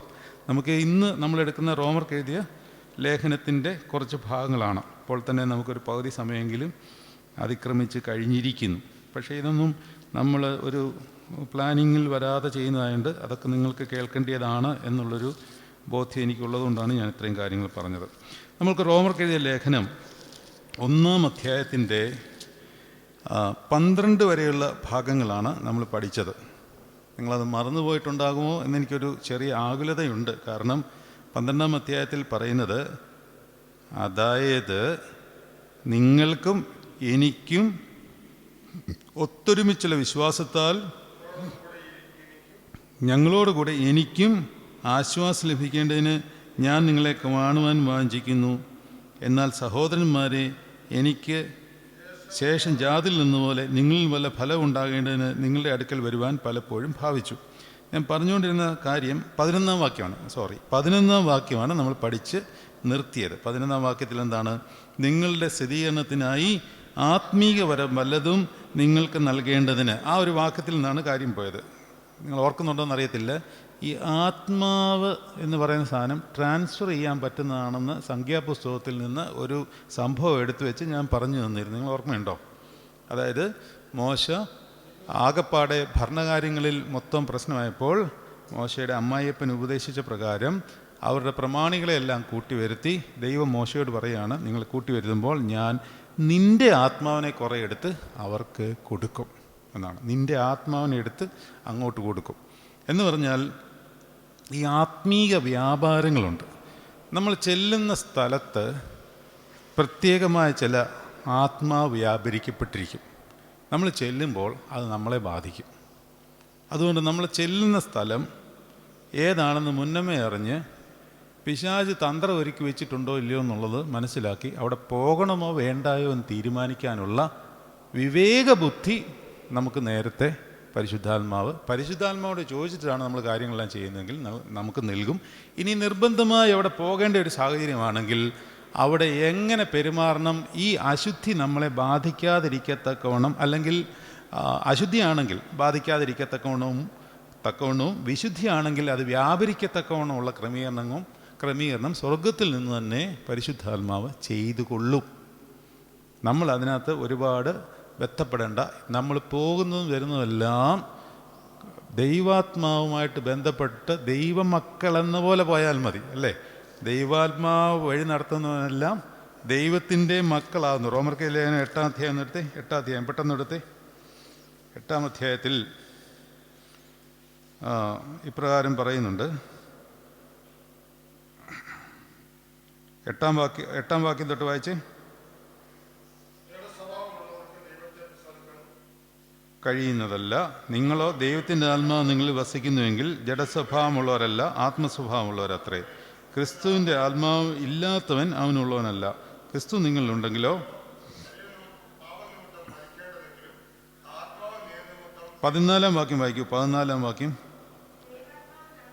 ദൈവാത്മാവ് നടത്തുന്നവർ എല്ലാവരും ദൈവത്തിൻ്റെ മക്കൾ ആകുന്നു. അപ്പം ദൈവാത്മാവിനാൽ നടത്തപ്പെട്ട് കഴിഞ്ഞാൽ ഇത് വളരെ കൃത്യമായിട്ട് ദൈവാത്മാവ് തന്നെ നമുക്ക് പ്ലാൻ ചെയ്ത് തന്നോളും. ഇല്ലാത്തതുകൊണ്ടാണ് നമ്മൾ പലയിടത്തും പെട്ടുപോകുന്നത്. അതായത് ഒരു സാഹചര്യത്തിൽ അവിടെ വിവിധ തരം ആത്മാവ് വ്യാപരിക്കുന്നുണ്ടാവും. ടെറിട്ടോറിയൽ സ്പിരിറ്റ്സ് എന്നതിന് പറയുന്നത്, പ്രത്യേകിച്ച് അശുദ്ധാത്മ വ്യാപാരം. അതുകൊണ്ടാണ് നമ്മൾ ഇപ്പോൾ ഒരു മദ്യശാലയിൽ പോയിരുന്നാൽ ആ ആത്മവ്യാപാരം നമ്മളിലേക്ക് കയറും. നമുക്ക് ശക്തിയില്ല എന്നുണ്ടെങ്കിൽ, ശക്തി ഉണ്ടെങ്കിൽ കയറത്തില്ല, ശക്തി ഉണ്ടെങ്കിൽ കയറത്തില്ല. അതുകൊണ്ടാണ് പൗലോസ്ലീഹ ഒരു അമ്പലത്തിൻ്റെ അടുത്ത് ചെന്ന് നിന്നപ്പോൾ അവിടെ തന്നെ നിന്നു പൗലോസ്ലീഹയ്ക്ക് അറിയാമായിരുന്നു എൻ്റെ ഉള്ളിൽ ഇത് കയറില്ല. അപ്പോസ്തല പ്രവൃത്തിയിലുണ്ട് അങ്ങനെ ഒരു സംഭവം. കൂടെയുള്ളവരൊക്കെ ശാസിക്കുന്നുണ്ട്, ഇവിടുന്ന് പോകത്തില്ല, ഇവിടെ നിൽക്കും. അപ്പോൾ ക്ഷേത്രത്തിനകത്താണ്. പക്ഷേ അവർക്ക് അല്ലെങ്കിൽ പൗലോസ്ലീഹയ്ക്ക് ആ ശക്തി ഉണ്ടായി. എന്നാൽ ഇസ്രായേൽ മക്കൾക്ക് ആ ശക്തി ഇല്ലാഞ്ഞതുകൊണ്ട് മിദ്യാന്യരുടെ അമ്പലത്തിൽ പോയി അവരോടൊപ്പം ഭക്ഷിച്ചിട്ട് അവരോടൊപ്പം വേശ്യാവൃത്തി നടത്തി, അല്ലേ? അത് കയറിക്കഴിഞ്ഞാൽ പിന്നെ ഇതിങ്ങ് വർദ്ധിക്കും. എന്നിട്ട് എന്ത് ചെയ്തു? സിമ്രി എന്ന് പറയുന്ന ഒരുത്തൻ പാളയത്തിനകത്തേക്ക് ഒരു മിദ്യാന്യ സ്ത്രീയെ പിടിച്ചോണ്ട് വന്നവർ പരസംഗം ചെയ്യാൻ. അതായത് ദേവാലയത്തിനകത്ത്, നിങ്ങൾ നോക്കിക്കോണം, അശുദ്ധി ദേവാലയത്തിനകത്തായി. മറ്റേ പുറത്തേ ഉണ്ടായിരുന്നുള്ളൂ. മോശ വലിയ കാര്യം സോൾവ് ചെയ്യാനായിട്ട് വിളിച്ചു കൂട്ടിയതാണ്. ഉടനെ ഒരുത്തൻ്റെ ഉള്ളിൽ ആത്മാവ് കയറി. എവിടുന്ന് കയറിയതാ ഈ ആത്മാവ്? അവരുടെ കൂടെ ഭക്ഷണം കഴിച്ചതാ, വേറൊന്നും ചെയ്തില്ല. മിദ്യാന്യ പ്രഭുക്കന്മാർ ഇസ്രായേൽ മക്കളെ വീഴിക്കുവാനായിട്ട് ബോധപൂർവ്വം ഒരുക്കിയ കെണിയാണ്. ഈ കെണി ആരാ വെച്ചതെന്നറിയാമോ? നമുക്ക് മനസ്സിലായിട്ടുണ്ടോ ഈ കെണി ആരാ വെച്ചതെന്ന്? ഈ സംഭവം മനസ്സിലായി എന്താ ഞാൻ പറഞ്ഞതെന്ന്? സംഖ്യാപുസ്തകം 25-ാം അധ്യായം എടുക്കാം. സംഖ്യാപുസ്തകം 25-ാം അധ്യായം വായിച്ചോ. സംഖ്യാപുസ്തകം 25-ാം അധ്യായം 1-ാം വാക്യം. ഇസ്രായേൽ ശേത്തീമിൽ പാർക്കുമ്പോൾ ജനം മോവാബ്യ സ്ത്രീകളുമായി പരസംഗം തുടങ്ങി. അവർ ജനത്തെ തങ്ങളുടെ ദേവന്മാരുടെ ബലികൾക്ക് വിളിക്കുകയും ജനം ഭക്ഷിച്ച് അവർ ദേവന്മാരെ നമസ്കരിക്കുകയും ചെയ്തു. ഈ കെണി മിദ്യാന്യ പ്രഭുക്കന്മാർ മനഃപൂർവ്വം ഇസ്രായേൽ മക്കൾക്ക് വെച്ചതാണ്. ഇതാരാ വെച്ചതെന്നറിയാമോ? ഇത് വെച്ചത് പറയാമോ? നിങ്ങൾക്ക് ആർക്കെങ്കിലും പറയാമോ? ബിലയാം വെച്ച കെണിയാണിത്. ബിലയാം സത്യത്തിൽ ഇസ്രായേൽ മക്കളെ അനുഗ്രഹിക്കാൻ വേണ്ടി വിളിച്ചുകൊണ്ട് വന്നതാണ്. പക്ഷേ ശപിക്കാൻ വേണ്ടി ബാലാക്ക് വിളിച്ചുകൊണ്ട് വന്നതാണ്. പക്ഷേ ബിലയാമിനത് പറ്റിയില്ല. ബിലയാമിൻ്റെ വായിൽ നിന്ന് ഇസ്രായേൽ മക്കളെ ശപിക്കാതിരിക്കത്തക്കോണം വിലങ്ങ് വീഴുകയും എല്ലാ അനുഗ്രഹ വചസ്സുകളായി മാറുകയും ചെയ്തു. എന്ത് ചെയ്യാനോ? ബിലയാനൊന്നും ചെയ്യാൻ പറ്റിയില്ല. ബാലാക്കിൽ നിന്ന് ആൾ കാശ് വാങ്ങിച്ചിട്ടുണ്ടായിരുന്നു.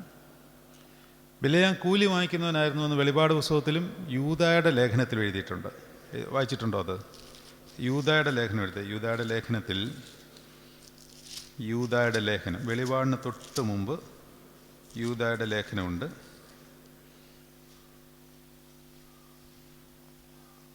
അവിടെ യൂദായ്ക്ക് ഒരധ്യായമേ ഉള്ളൂ. 11-ാം വാക്യം വായിച്ചേ. അവർക്കയ്യോ കഷ്ടം, കായീൻ്റെ വഴിയിൽ നടക്കുകയും കൂലി കൊതിച്ച് ബിലയാമിൻ്റെ വഞ്ചനയിൽ തങ്ങളെ തന്നെ ഏൽപ്പിക്കുകയും. ഇനി വെളിപാട് 2:14 വായിച്ചേ. വെളിപാട് 2:14.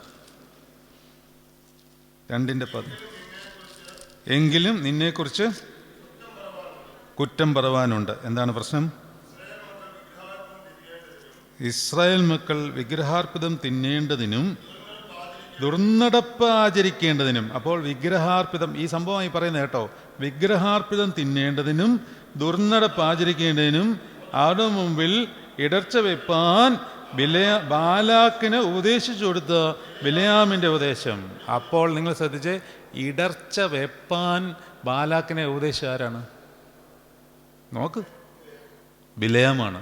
ബിലെയാം ചെറിയ പ്രവാചകനൊന്നും ആയിരുന്നില്ല. കർത്താവിൻ്റെ വരവ് പ്രവചിച്ച ഒരു വിജാതീയ പ്രവാചകനാണ്. ആ പ്രവാചകന് ഈ ഇടർച്ച വയ്ക്കുവാൻ തോന്നിയത് എന്തുകൊണ്ടാണ്? ചിന്തിച്ചിട്ടുണ്ടോ? എന്തുകൊണ്ടാണ് അച്ഛാ? കാശ് വാങ്ങിച്ചു പോയി. ആള് കൂലി വാങ്ങിച്ചു. കൂലിക്ക് പ്രത്യുപകാരം ചെയ്യണ്ടേ? ഞങ്ങൾ അച്ഛന്മാർക്കും മെത്രാച്ചന്മാർക്കും ഒക്കെ പറ്റിയിരിക്കുന്ന വലിയൊരു അബദ്ധം ഇതാണ്. ഇതിൻ്റെ പേര് ഇനി എനിക്ക് മുടക്ക് വരുമോ എനിക്കറിയില്ല.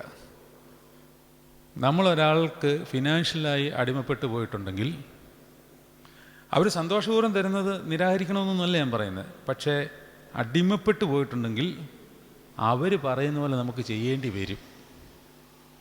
ബിലെയാമിന് പറ്റിപ്പോയതാ. ദൈവത്തിൻ്റെ പ്രവാചകനാണ്, പരിശുദ്ധാത്മാവുള്ളവനാണ്. പക്ഷേ ശാപവാക്കുകൾ അനുഗ്രഹവാക്കായിട്ട് മാറിപ്പോയെന്ന് തിരിച്ചറിയുള്ളവനാണ്. പക്ഷേ ആ വിളിക്ക്, അതായത് ബാലാക്ക് വിളിച്ചതിനനുസരിച്ച് ഇവന് കൊടുക്കുവാൻ പറ്റാഞ്ഞതുകൊണ്ട് ഉള്ളിലൊരു കുറ്റബോധം. എങ്ങനെയാണ് പോകുന്നത്? ശപിക്കാൻ വിളിച്ചു, അനുഗ്രഹിച്ചു വിട്ടു. ബാലാക്കെന്ത് വിചാരിക്കും? കാശ് വാങ്ങിച്ചു പോയതല്ലേ. കൊണ്ടൊരു കാര്യം ചെയ്തു. ബാലാക്കിനോട് ബിലെയാം പറഞ്ഞു, ഒരിടർച്ച അങ്ങോട്ട് വെച്ച് കോല് വെച്ച് കൊടുത്തേച്ച് പോയി. എന്താണ് കോല്? ബാലാക്കിൻ്റെ ഉദ്ദേശം എന്താണ്? ഇസ്രായേൽ മക്കളെ, അതായത് നശിപ്പിക്കുക എന്നുള്ളതാണ്. അപ്പം ബിലെയാം പറഞ്ഞു, ഇവരെ അത്ര എളുപ്പമല്ല. നീ കണ്ടില്ലേ, എൻ്റെ വായിൽ നിന്ന് പോലും, ഇത്രയും ശക്തിയുള്ള പ്രവാചകനായ എൻ്റെ വായിൽ നിന്ന് പോലും അവരെ ശപിക്കുവാനുള്ള സാധ്യത ദൈവം വിലക്കിയിട്ടുണ്ട്. അപ്പോൾ പിന്നെ ഇവരെ നശിപ്പിക്കുവാൻ എളുപ്പമല്ല. പിന്നെ ഒരു എളുപ്പമാർഗം ഞാൻ പറഞ്ഞു തരാം. എന്താണ്? 2 കാര്യങ്ങൾ ഇവന്മാരെ കൊണ്ട് ചെയ്യിച്ചാൽ മതി. 1, വിഗ്രഹങ്ങളെ ആരാധിക്കണം. 2, വേശ്യാവൃത്തി ചെയ്യിക്കണം, മ്ലേച്ഛതയിൽ കഴിയിക്കണം. ഇതോടെ ഇവരെ പ്രത്യേകിച്ച് പിന്നെ നീയൊന്നും ചെയ്യേണ്ട കാര്യമില്ല, ഏവന്മാരെ സ്വയം നശിച്ചോളും. ഈ 2 കാര്യങ്ങളും നമ്മളെ സ്വയം നശിപ്പിക്കുന്നതാണ്. ഇത് നമ്മുടെ ശരീരത്തോട് നമ്മൾ ചെയ്യുന്ന പ്രവൃത്തിയാണ്, ശരീരത്തിന് പുറത്തല്ല. അല്ലേ? കോരിന്ത്യർക്ക് എഴുതിയ ലേഖനം എടുത്തേ. കോരിന്ത്യർക്ക് എഴുതിയ ലേഖനം 5-ാം അധ്യായം എടുത്തേ. 1 കോരിന്ത്യർ 5-ാം അധ്യായം. 1 കോരിന്ത്യർ 5-ാം അധ്യായത്തിൻ്റെ അവസാന ഭാഗത്തിന് ഇടയ്ക്കായിട്ടൊക്കെ വരുന്ന ഒരു ഭാഗത്ത് ഒരു കാര്യം പൗലോസ് ശ്ലീഹ പഠിപ്പിക്കുന്നുണ്ട്. വായിച്ചോളൂ. 17-ാം വാക്യം തൊട്ട് വായിച്ചോളൂ. 1 കോരിന്ത്യർ 6-ാം അധ്യായം 17-ാം വാക്യം. 1 കർത്താവിനോട് പറ്റിച്ചേരുന്നവനോ അവനുമായി ഏക ആത്മാവാകുന്നു. ദുർനടപ്പ് വിട്ട് ഓടിപ്പോകുവീൻ. ഇതാണ് ഞാൻ മുമ്പേ പറഞ്ഞ കാര്യം. ഏത് കാര്യം? അതായത് നമ്മൾ ചെല്ലുന്ന സാഹചര്യത്തെപ്പറ്റി മുന്നമേ നമുക്ക് അറിവുണ്ടായിരിക്കണം. ഞാൻ ഇന്നടത്താണ് പോകുന്നത് കർത്താവേ, അവിടെ നിനക്കിഷ്ടമുള്ളൊരു സംഗതിയല്ല അവിടെ നടക്കുന്നത്. ഇത് ദൈവത്തോട് ആലോചന കഴിച്ചേച്ച് പോയാൽ പരിശുദ്ധാത്മാവ് നമുക്ക് ആ ശക്തി തരും. നമ്മൾ പാപത്തിൽ വീണു പോകാതിരിക്കുവാനുള്ള ശക്തി നമുക്ക് തരും. ഇല്ലെങ്കിൽ നമ്മൾ അവിടെ വീഴും, ഉറപ്പാണ്. ഏത് വലിയ മഹാപുരോഹിതനും വീഴും, അതിന് ഒരു സംശയവുമില്ല. അപ്പോൾ ദുർനടപ്പ് വിട്ട് ഓടിപ്പോകുകയും, അടുത്ത വായിച്ച്, മനുഷ്യൻ ചെയ്യുന്ന ഏത് പാപവും ശരീരത്തിന് പുറത്താകുന്നു. ദുർനടപ്പുകാരനോ സ്വന്തം ശരീരത്തിന് വിരോധമായി പാപം ചെയ്തു. അങ്ങനെ ചെയ്തു കഴിഞ്ഞാൽ സ്വയം നശിക്കും. ദൈവത്തിൻ്റെ ദാനമായി നിങ്ങളിരിക്കുന്ന പരിശുദ്ധാത്മാവിൻ്റെ മന്ദിരമാകുന്നു നിങ്ങളുടെ ശരീരമെന്നും നിങ്ങളെ വിലയ്ക്ക് വാങ്ങിയിരിക്കുവാൻ നിങ്ങൾ താന്താങ്ങൾക്കുള്ളവരല്ല എന്നും അറിയുന്നില്ലയോ? ആകയാൽ നിങ്ങളുടെ ശരീരം കൊണ്ട് ദൈവത്തെ മഹത്വപ്പെടുത്തുവാൻ. അപ്പോൾ ഈ ശരീരം നമുക്ക് ദൈവത്തെ മഹത്വപ്പെടുത്തുവാനും ഒരു ആയുധമായിട്ട് ഉപയോഗിക്കാനുള്ളതാണ്. പക്ഷേ നമ്മളിത് ആയുധമായിട്ട് ഉപയോഗിക്കുന്നത് പിശാചിന് വേണ്ടിയാണെന്നുള്ളതേ ഉള്ളൂ. വീട്ടിൽ ചെന്ന് കഴിഞ്ഞാൽ നമുക്കുടനെ ഭർത്താവുമായിട്ട് ബുദ്ധിമുട്ടുണ്ടെങ്കിൽ ഈ ശരീരം ഭർത്താവിനെതിരെ പറയാനുള്ള ആയുധമായിട്ട് മാറുകയാണ്. അയൽവക്കക്കാരൻ നമ്മളെ ദ്രോഹിച്ചിട്ടുണ്ടെങ്കിൽ ആ ദ്രോഹത്തിന് വിരോധമായിട്ട് പറയത്തക്കവണ്ണം നമ്മുടെ നാവിൽ നിന്ന് അസഭ്യ വാക്കുകൾ വരത്തക്കവണ്ണം നമ്മളുടെ നാവ് എന്ന അവയവത്തെ നമ്മൾ ഉപയോഗിക്കുമ്പോൾ ഇത് പിശാചിൻ്റെ ആയുധമായിട്ട് പ്രവർത്തിക്കുകയാണ്. അപ്പോൾ ശരീരത്തെ യേശുവിൻ്റെ ആയുധമായിട്ട് മാറ്റാൻ ശരീരം കൊണ്ട് ദൈവത്തെ മഹത്വപ്പെടുത്തുക. ഞാനെപ്പോഴും പറയുന്നൊരു കാര്യമാണ്. ഞാനൊന്നും വിജയിച്ചിട്ടുള്ള ആളാണെന്ന് പറഞ്ഞിട്ട് ഒന്നുമല്ല പറയുന്നത്. ഒരു കാര്യം മനസ്സിലാക്കിക്കൊള്ളുക, കർത്താവിന് ഏറ്റവും ഏറ്റവും ആനന്ദമുള്ളത് ഇപ്പം എന്നെ സംബന്ധിച്ചെടുത്ത് ഞാനിപ്പോൾ ഒരു 1000 കുർബാന നേർന്നു ഒരു ദിവസം വിടാതെ ചൊല്ലുന്നതോ അത് വളരെ നല്ല കാര്യമാണ്, ഇല്ലയെന്നൊന്നും പറയുന്നില്ല. ദൈവത്തിന് കർത്താവിന് ബലിയർപ്പിക്കുന്നതിനേക്കാൾ വലിയ സന്തോഷം കർത്താവിനില്ല, അത് വേറെ കാര്യം. പക്ഷേ അതിനേക്കാളൊക്കെ, അല്ലെങ്കിൽ 1000 പേർക്ക് ദാനധർമ്മം കൊടുക്കുന്നു, അല്ലെങ്കിൽ പള്ളിക്കാര്യങ്ങൾ ചെയ്യുന്നു, അത് ചെയ്യുന്നു, ഇത് ചെയ്യുന്നു, ധ്യാനമെടുക്കുന്നു, ഇതിനേക്കാളിൽ എല്ലാം കർത്താവിനെ നമ്മൾ സന്തോഷിപ്പിക്കുവാൻ നിങ്ങൾ ആഗ്രഹിക്കുന്നുണ്ടെങ്കിൽ ജഡാസക്തിയെ തോൽപ്പിക്കുന്നതിനേക്കാൾ ഒരു ആനന്ദം കർത്താവിന് വേറെ ഇല്ല. അത് നിങ്ങൾ വരയിട്ട് വിചാരിച്ചോളൂ. ജഡാസക്തിയെ തോൽപ്പിച്ചാൽ അതിൽ പരം സന്തോഷം കർത്താവിനില്ല. അതിൽ കൂടെ തന്നെ അങ്ങനെ ഒരു ജയം കർത്താവിന് നിങ്ങൾ ശരീരത്തിൽ കൂടി കൊടുത്താൽ നിങ്ങളെ അവൻ ഉയർത്തും. ജോസഫ് രാജാവിനൊപ്പമായി. അതിൻ്റെ റീസൺ ഇത് മാത്രമാണ്. ഏത് മാത്രമാണ്? ജഡത്തെ തോൽപ്പിച്ചു. എല്ലാ സാഹചര്യം ഉണ്ടായിട്ടും ജോസഫ് പറഞ്ഞു, നീ എനിക്കെല്ലാം തരും. പൊത്തീഫറിൻ്റെ ഭാര്യയോട് പറഞ്ഞു, എല്ലാം തരുമായിരിക്കാം. അവളെല്ലാം ഓഫർ ചെയ്തു. പക്ഷേ എൻ്റെ ദൈവത്തിൻ്റെ ദൃഷ്ടിയിൽ നിന്ന് എനിക്ക് എങ്ങനെ മാറി നിൽക്കാൻ പറ്റുമെന്ന് പറഞ്ഞ് ജോസഫ് അവിടെ നിന്ന് ഓടിപ്പോകുമ്പോൾ അവനെ കാരാഗ്രഹത്തിൽ അടച്ചെങ്കിലും അവനെ അവിടെ എത്തിച്ചു. അപ്പോൾ ആ ക്ഷമയോടുകൂടി നമ്മൾ കാത്തിരുന്നാൽ ജഡത്തിൽ നമ്മൾ ഏറ്റെടുക്കുന്ന സഹനങ്ങൾ മുഖാന്തരം പാപാസക്തികളെ നമ്മൾ തോൽപ്പിച്ചാൽ, അത് ജഡത്തിൽ എന്ന് പറഞ്ഞാൽ നമ്മുടെ മനസ്സിലും നമ്മുടെ ശരീരത്തിലും ഉണ്ടാകുന്ന സകല പാപാസക്തികളെ നമ്മൾ തോൽപ്പിക്കുകയാണെങ്കിൽ അതിൽ പരം സന്തോഷം കർത്താവിന് മറ്റൊന്നുമില്ല എന്നുള്ളത് അറിഞ്ഞിരിക്കണം. ഇപ്പോൾ ഇവിടെ ബിലെയാം ഒരാപ്പ് വെച്ചു. എന്താണ് വെച്ചത്? ബാലാക്കിനോട് പറഞ്ഞു, ഒരു കാര്യം ചെയ്താൽ മതി, ഇവന്മാർ തന്നെ നശിച്ചോളും, ഇവന്മാരെ വിഗ്രഹത്തെ ആരാധിപ്പിക്കുക, അത് മുഖാന്തരം പരസംഗം ചെയ്യിക്കുക. ബാലാക്കിന് അത് വലിയ ഇഷ്ടമായി. ബിലെയാക്ക് എന്നിട്ട് കൂലി വാങ്ങിച്ചുകൊണ്ട് സ്ഥലം വിട്ടു. അങ്ങനെ ഇവരെ നശിപ്പിക്കാൻ വേണ്ടി ബാലാക്ക് ചെയ്തു വെച്ച ആപ്പായത്. ആപ്പെന്ന് പറഞ്ഞാൽ വളരെ ബുദ്ധിപൂർവ്വമാണ്. എല്ലാ ഇസ്രായേൽ മക്കളെയും വിളിച്ചു കൂട്ടിയിട്ട് നിങ്ങളോട് ഇങ്ങോട്ട് വാ, നിങ്ങളെന്നാൽ എൻ്റെ മിദ്യാനി സ്ത്രീകളെല്ലാം എടുത്തോളൂ എന്നൊന്നും അല്ല ബാലാക്ക് പറഞ്ഞു. പിന്നെന്താണ് പറഞ്ഞേ? കഴിക്കാം, വല്ലതും കഴിക്കാം എന്ന് പറഞ്ഞുകൊണ്ടാണ് വിളിക്കുന്നത്. മനസ്സിലായോ? അതുകൊണ്ട് ഈ റോമക്കഴുത ലേഖനത്തിൽ പൗലോസ്ലീഹ പഠിപ്പിക്കുന്നുണ്ട്, ജനം ഭക്ഷിപ്പാൻ എഴുന്നേറ്റു, അവർ കളിച്ച് ആരാധിച്ചു എന്നാണ്. എന്ന് പറഞ്ഞാൽ വിഗ്രഹങ്ങളെ സേവിക്കുകയും പിന്നെ പരസംഗം ചെയ്യുകയും ചെയ്തു. അത് പിന്നീട് നമ്മൾ 10ാം അധ്യായമൊക്കെ ആകുമ്പോഴേ ഉള്ളൂ ആ ഭാഗം വരുന്നത്. അതൊക്കെ വിശദമായിട്ട് നമ്മൾ പഠിക്കേണ്ടതാണ്. ജനം കളിപ്പാൻ എഴുന്നേറ്റു, അല്ലേ? അങ്ങനൊരു വചനമുണ്ട്. 10ാം അധ്യായത്തിലാകാനാണ് സാധ്യത. പിന്നെ കണ്ടുപിടിക്കാം, അതവിടെ നിൽക്കട്ടെ. അപ്പോൾ കണ്ടുപിടിച്ചോ.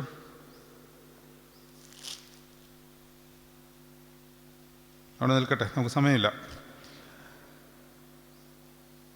അപ്പോൾ ഭക്ഷണത്തിൽ കൂടി പിശാച് കയറി. കർത്താവിനെ ആദ്യം പരീക്ഷിക്കുന്നത് എവിടെയാണ്? ആദ്യം പിശാച് പരീക്ഷിക്കുന്നത് എവിടെയാണ്? ഭക്ഷണത്തിലാണ്. അങ്ങനെ പറയണം. ഇത് വലിയൊരു പൈശാചിക സംഗതി തന്നെയാണ്. ഭക്ഷിക്കണമെന്ന് ചോദിച്ചാൽ ഭക്ഷിക്കണം. പക്ഷേ ഭക്ഷിക്കുന്നത് പോലും നമ്മളതിനെ കൃത്യമായ അളവ് തോതിൽ ഭക്ഷിച്ചില്ലെങ്കിൽ അതുമൂലം ജഡാസക്തി വർദ്ധിക്കും. അതാണ് അതിൻ്റെ കുഴപ്പം. അതിനാണ് ജഡത്തെ തോൽപ്പിക്കാൻ വേണ്ടി ഉപവാസം എടുക്കുന്നത്, സ്വർഗത്തിൽ പോകാനല്ല എന്ന് ഞാൻ പറയുന്നതിൻ്റെ കാര്യം അതാണ്. ഭക്ഷണത്തെ നമ്മൾ നിയന്ത്രിക്കുമ്പോൾ ജഡത്തിൻ്റെ ആസക്തികൾ കുറയുകയും ജഡം പാപം ചെയ്യാനുള്ള ശക്തി നഷ്ടപ്പെടുകയും ചെയ്യും. താല്പര്യം പോവും. എന്നാൽ നിങ്ങൾ ജഡത്തെ കൊഴുപ്പിച്ച് നോക്കിയോളൂ. ഭക്ഷണം മാത്രമല്ല, കംഫർട്ട്, അതൊരു ലക്ഷറി ആയിട്ടൊന്ന് മാറ്റി നോക്കിയേ. അതിൽ കൂടി പതിയെ പാപം കയറും. അപ്പോൾ അത് ചെയ്യുവാനുള്ള സാഹചര്യം വരുമ്പോൾ, അത് ഏത് ടൈപ്പാണെന്നാലും, മാനസികമാണെങ്കിലും ശാരീരികമാണെങ്കിലും, അത് ചെയ്യാനുള്ള സാഹചര്യം കിട്ടുമ്പോൾ ജഡം അതിനെ പ്രേരിപ്പിക്കുകയും നമ്മൾ ചെയ്തു പോവുകയും ചെയ്യാണ്. നമുക്ക് താല്പര്യമില്ലെങ്കിലും പിശാച് നമ്മളെ കൊണ്ട് ചെയ്യിക്കും. അതാണ്. അങ്ങനെ വീണുപോയാൽ പുതിയ നിയമത്തിലെല്ലാം അതിന് പരിഹാരമുണ്ട്. അതിനാണ് കർത്താവ് കാൽവറിയിൽ തൂങ്ങിയിരിക്കുന്നത് എന്ന് പറഞ്ഞുകൊണ്ട് അതിനെ മുതലാക്കുകയല്ല. ഇവിടെ ഞാൻ പറഞ്ഞുകൊണ്ട് വന്നത്, ഈ ആത്മീയമായ ഗ്രഹം പണിയുമ്പോൾ നമ്മൾ ഈ കാര്യങ്ങളെല്ലാം ശ്രദ്ധിച്ചിട്ട് നമ്മൾ ആത്മീയ ഗ്രഹം പണിയണം. ഇനി റോമർക്കെഴുതിയ ലേഖനത്തിലേക്ക് നമുക്കൊന്ന് തിരിച്ചു വരാം. അവിടെ ബാക്കി ഭാഗത്തിലേക്ക് നമ്മൾ പ്രവേശിക്കുകയാണ്. 12-ാം അധ്യായം തൊട്ട് നമുക്കൊന്ന് ഓടിച്ച് പഠിക്കാം. ഇനിയുള്ള ഭാഗങ്ങൾ, ഇനിയും പറയാൻ പോകുന്ന ഭാഗങ്ങൾ നമുക്ക് വായിച്ച് മനസ്സിലാക്കാവുന്നേ ഉള്ളൂ. എന്നാലും ഒരു പ്രധാനപ്പെട്ട കാര്യമുണ്ട്, അതിലോട്ട് കയറിയാൽ എനിക്ക് സമയം പോകും. എന്നാലും ഞാൻ നോക്കട്ടെ, നമുക്കധികം സമയം ഇനിയില്ല. 12:15 12:30 ആകുമ്പോഴത്തേനും നമുക്ക് ഇത് നിർത്തണമല്ലോ. എന്നാലും എങ്കിൽ ഈ ഭാഗം ഒന്ന് വായിക്കാം. 12-ാം വാക്യം തൊട്ട് വായിക്കാം. 1-ാം അധ്യായം 12-ാം വാക്യം. അതായത്, നിങ്ങൾക്കും എനിക്ക് ഒത്തൊരുമിച്ചുള്ള വിശ്വാസത്തിൽ നിങ്ങളോടുകൂടെ എനിക്കും ആശ്വാസം ലഭിക്കേണ്ടതിന് ഞാൻ നിങ്ങളെ കാണുവാൻ വാഞ്ചിക്കുന്നു. അതായത് ഒരു കൂട്ടായ്മയുടെ അന്തരീക്ഷം. അതാണ് ഒരുമിച്ചുള്ള വിശ്വാസം. രണ്ടുപേർ ഒരേ വിശ്വാസത്തിൽ ഒരുമനപ്പെട്ടിരിക്കുമ്പോൾ ആ വിശ്വാസത്തിന് ശക്തി വർദ്ധിക്കും. അതുകൊണ്ടാണ് കർത്താവ് പറയുന്നത്, നിങ്ങൾ ഒരുമനപ്പെട്ട് പ്രാർത്ഥിക്കണം. എൻ്റെ വിശ്വാസം ശ്രേഷ്ഠമാണ്, വലുതാണെന്ന് നമ്മൾ വിശ്വസിക്കുമ്പോഴും അതേ നിലവാരത്തിലുള്ള മറ്റൊരു വിശ്വാസി ഒരുമിച്ചിരുന്ന് പ്രാർത്ഥിക്കുമ്പോൾ ആ ശക്തി വ്യാപാരം വേറെയാണ്. അതാണ് 2-3 പേർ ഒരുമനപ്പെട്ട്, ആ വാക്ക് ശ്രദ്ധിക്കണം, ഒരുമനപ്പെട്ട്.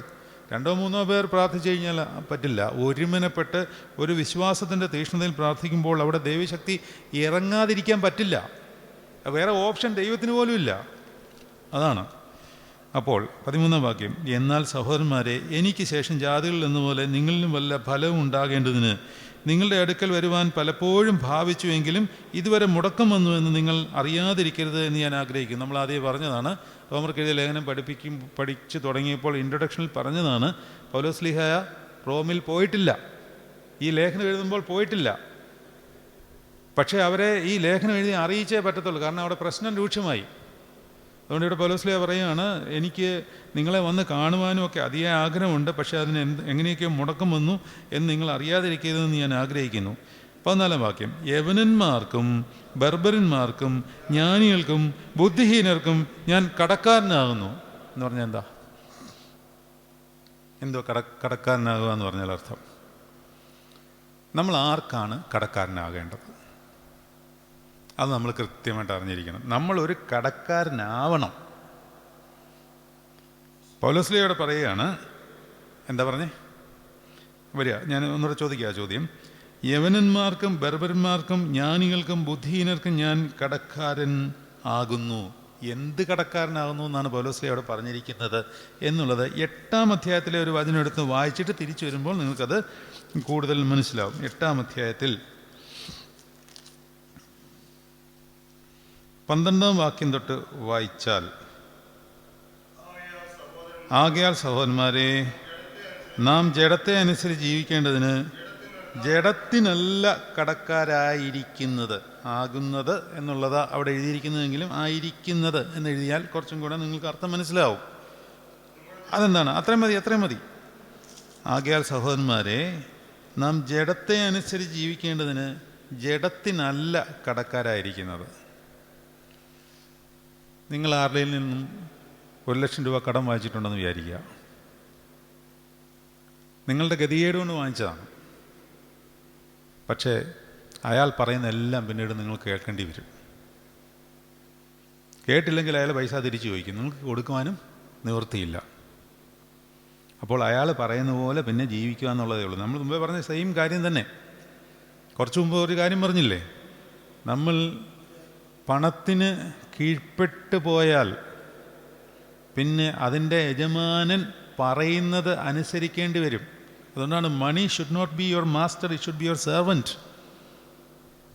മാമോനെ കൊണ്ട് എന്തുണ്ടാക്കാനാണ് അത് ഉപയോഗിക്കേണ്ടത്? ദൈവരാജ്യത്തിന് ശുശ്രൂഷയ്ക്കായിട്ട് സ്നേഹിതന്മാരെ ഉണ്ടാക്കാൻ ഉപയോഗിക്കേണ്ട സാധനം നമ്മളെ ശത്രുവായിട്ടും നമ്മുടെ അധിപനായിട്ടും മാറിക്കഴിഞ്ഞാൽ നമ്മളതിൻ്റെ തീർത്തും അടിമയായി പോകും. പണത്തിന് അങ്ങനെ ഒരു ഭയങ്കര മാസ്മരിക ശക്തിയുണ്ട്. പണത്തിന് മാത്രമുള്ളൊരു ഒരു ദൂഷ്യം എന്താണെന്നറിയാമോ? ഇത് മാത്രം എത്ര കിട്ടിയാലും മതി വരത്തില്ല, ബാക്കിയെല്ലാം മടുക്കും. ഞാൻ മടുപ്പിൻ്റെ കാര്യം നേരത്തെ പഠിപ്പിച്ചിട്ടില്ലേ, അതിലൊരു എക്സെപ്ഷനുണ്ട്. അത് എക്കണോമിക്സിൽ അങ്ങനെ ഒരു തിയറിയുണ്ട്. തിയറി എഴുതിയ ആളെ ഞാൻ ഓർക്കുന്നില്ല, ആൽഫ്രഡ് മാർഷൽ ക്രിക്കറ്റ് കളിക്കാരനല്ലേ പോട്ടെ, ആഡം സ്മിത്ത് അല്ല. തിയറി ഇതാണ്, theory of law of diminishing marginal utility എന്ന് പറയും. കേട്ടുണ്ടോ? എക്കണോമിക്സ് പഠിച്ചാലും ഇവിടെ ഇരിപ്പുണ്ടോ? Law of diminishing marginal utility എന്ന് പറഞ്ഞാൽ നമ്മൾ ഏത് സാധനവും ആദ്യം ഉപയോഗിക്കുന്നതിൻ്റെ സുഖം രണ്ടാമത് കിട്ടത്തില്ല.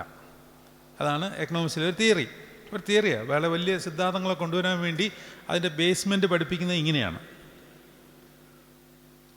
അത് നമ്മൾ നല്ല വിശന്നിരിക്കുമ്പോൾ ഒരു ഉരുളച്ചോറ് കഴിക്കുക, അല്ലെങ്കിൽ ഒരു ആപ്പിൾ കഴിക്കുക. ആ അന്നേരം കഴിക്കുന്ന ആദ്യത്തെ ആപ്പിളിൻ്റെ രുചി രണ്ടാമത്തെ ആപ്പിൾ കഴിക്കുമ്പോൾ ഉണ്ടാവില്ല. മൂന്നാമത്തെ ആപ്പിൾ കഴിക്കുമ്പോൾ അതിലും കുറയും. അങ്ങനെ വയറ് നിറയുന്നവരെ നമ്മൾ കഴിക്കും. അവസാനത്തെ ആപ്പിളിന് തീരെ രുചി ഉണ്ടാകത്തില്ല. അത് ഡിമിനിഷിങ് മാർജിനൽ യൂട്ടിലിറ്റി എന്ന് പറയും. താഴോട്ട് വരും. അത് ഏത് സാധനം വന്നാലും. നമ്മൾ മടുപ്പിനെ കാര്യം പഠിച്ചപ്പോൾ 2-3 കാര്യങ്ങൾ ഇതുമായിട്ട് ബന്ധപ്പെട്ട് ഞാൻ പറഞ്ഞു തന്നിരുന്നു. അതായത് ആരാ മടുപ്പിക്കുന്നതെന്നൊക്കെ. അതവിടെ നിൽക്കട്ടെ. ഞാനിപ്പം പറയാൻ വരുന്നത് മറ്റൊരു കാര്യമാണ്. ഇതിനകത്ത് ഈ തിയറി ഉണ്ടാക്കിയ എക്കണോമിസ്റ്റ് ഒരു കാര്യം പറഞ്ഞിട്ടുണ്ട്, എക്സെപ്റ്റ് ഫോർ മണി എന്ന് എഴുതിയിട്ടുണ്ട്. നിങ്ങൾ എക്കണോമിക്സ് പുസ്തകം എടുത്ത് നോക്കിക്കോളൂ. ആ തിയറി ഉണ്ടാക്കിയ ആളുടെ പേര് ഞാൻ പറഞ്ഞുപോയി. Law of diminishing margin utility. ആ യൂട്ടിലിറ്റിയുടെ സിദ്ധാന്തം പറഞ്ഞിട്ട് അസംഷനായിട്ട് പറഞ്ഞിരിക്കുകയാണ്, there is an assumption this is not applicable for money desire. പണത്തിന് മാത്രം എന്താണെന്നറിയത്തില്ല, 1 കിട്ടിയാൽ 2 ആക്കണമെന്ന് തോന്നും, 2 കിട്ടിയാൽ 4 ആക്കണമെന്ന് തോന്നും. ഇങ്ങനെ അങ്ങ് ആക്കിക്കൊണ്ടേയിരിക്കും. നമ്മൾ ചത്താലും അത് തീരില്ല, ഈ ആഗ്രഹം തീരില്ല.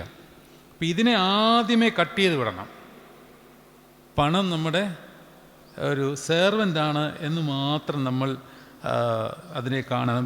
നമുക്ക് എബ്രായർക്ക് എഴുതിയ ലേഖനമേ 13-ാം അധ്യായം എടുക്കാം. 13-ാം അധ്യായം എബ്രായർക്ക് എഴുതിയ ലേഖനം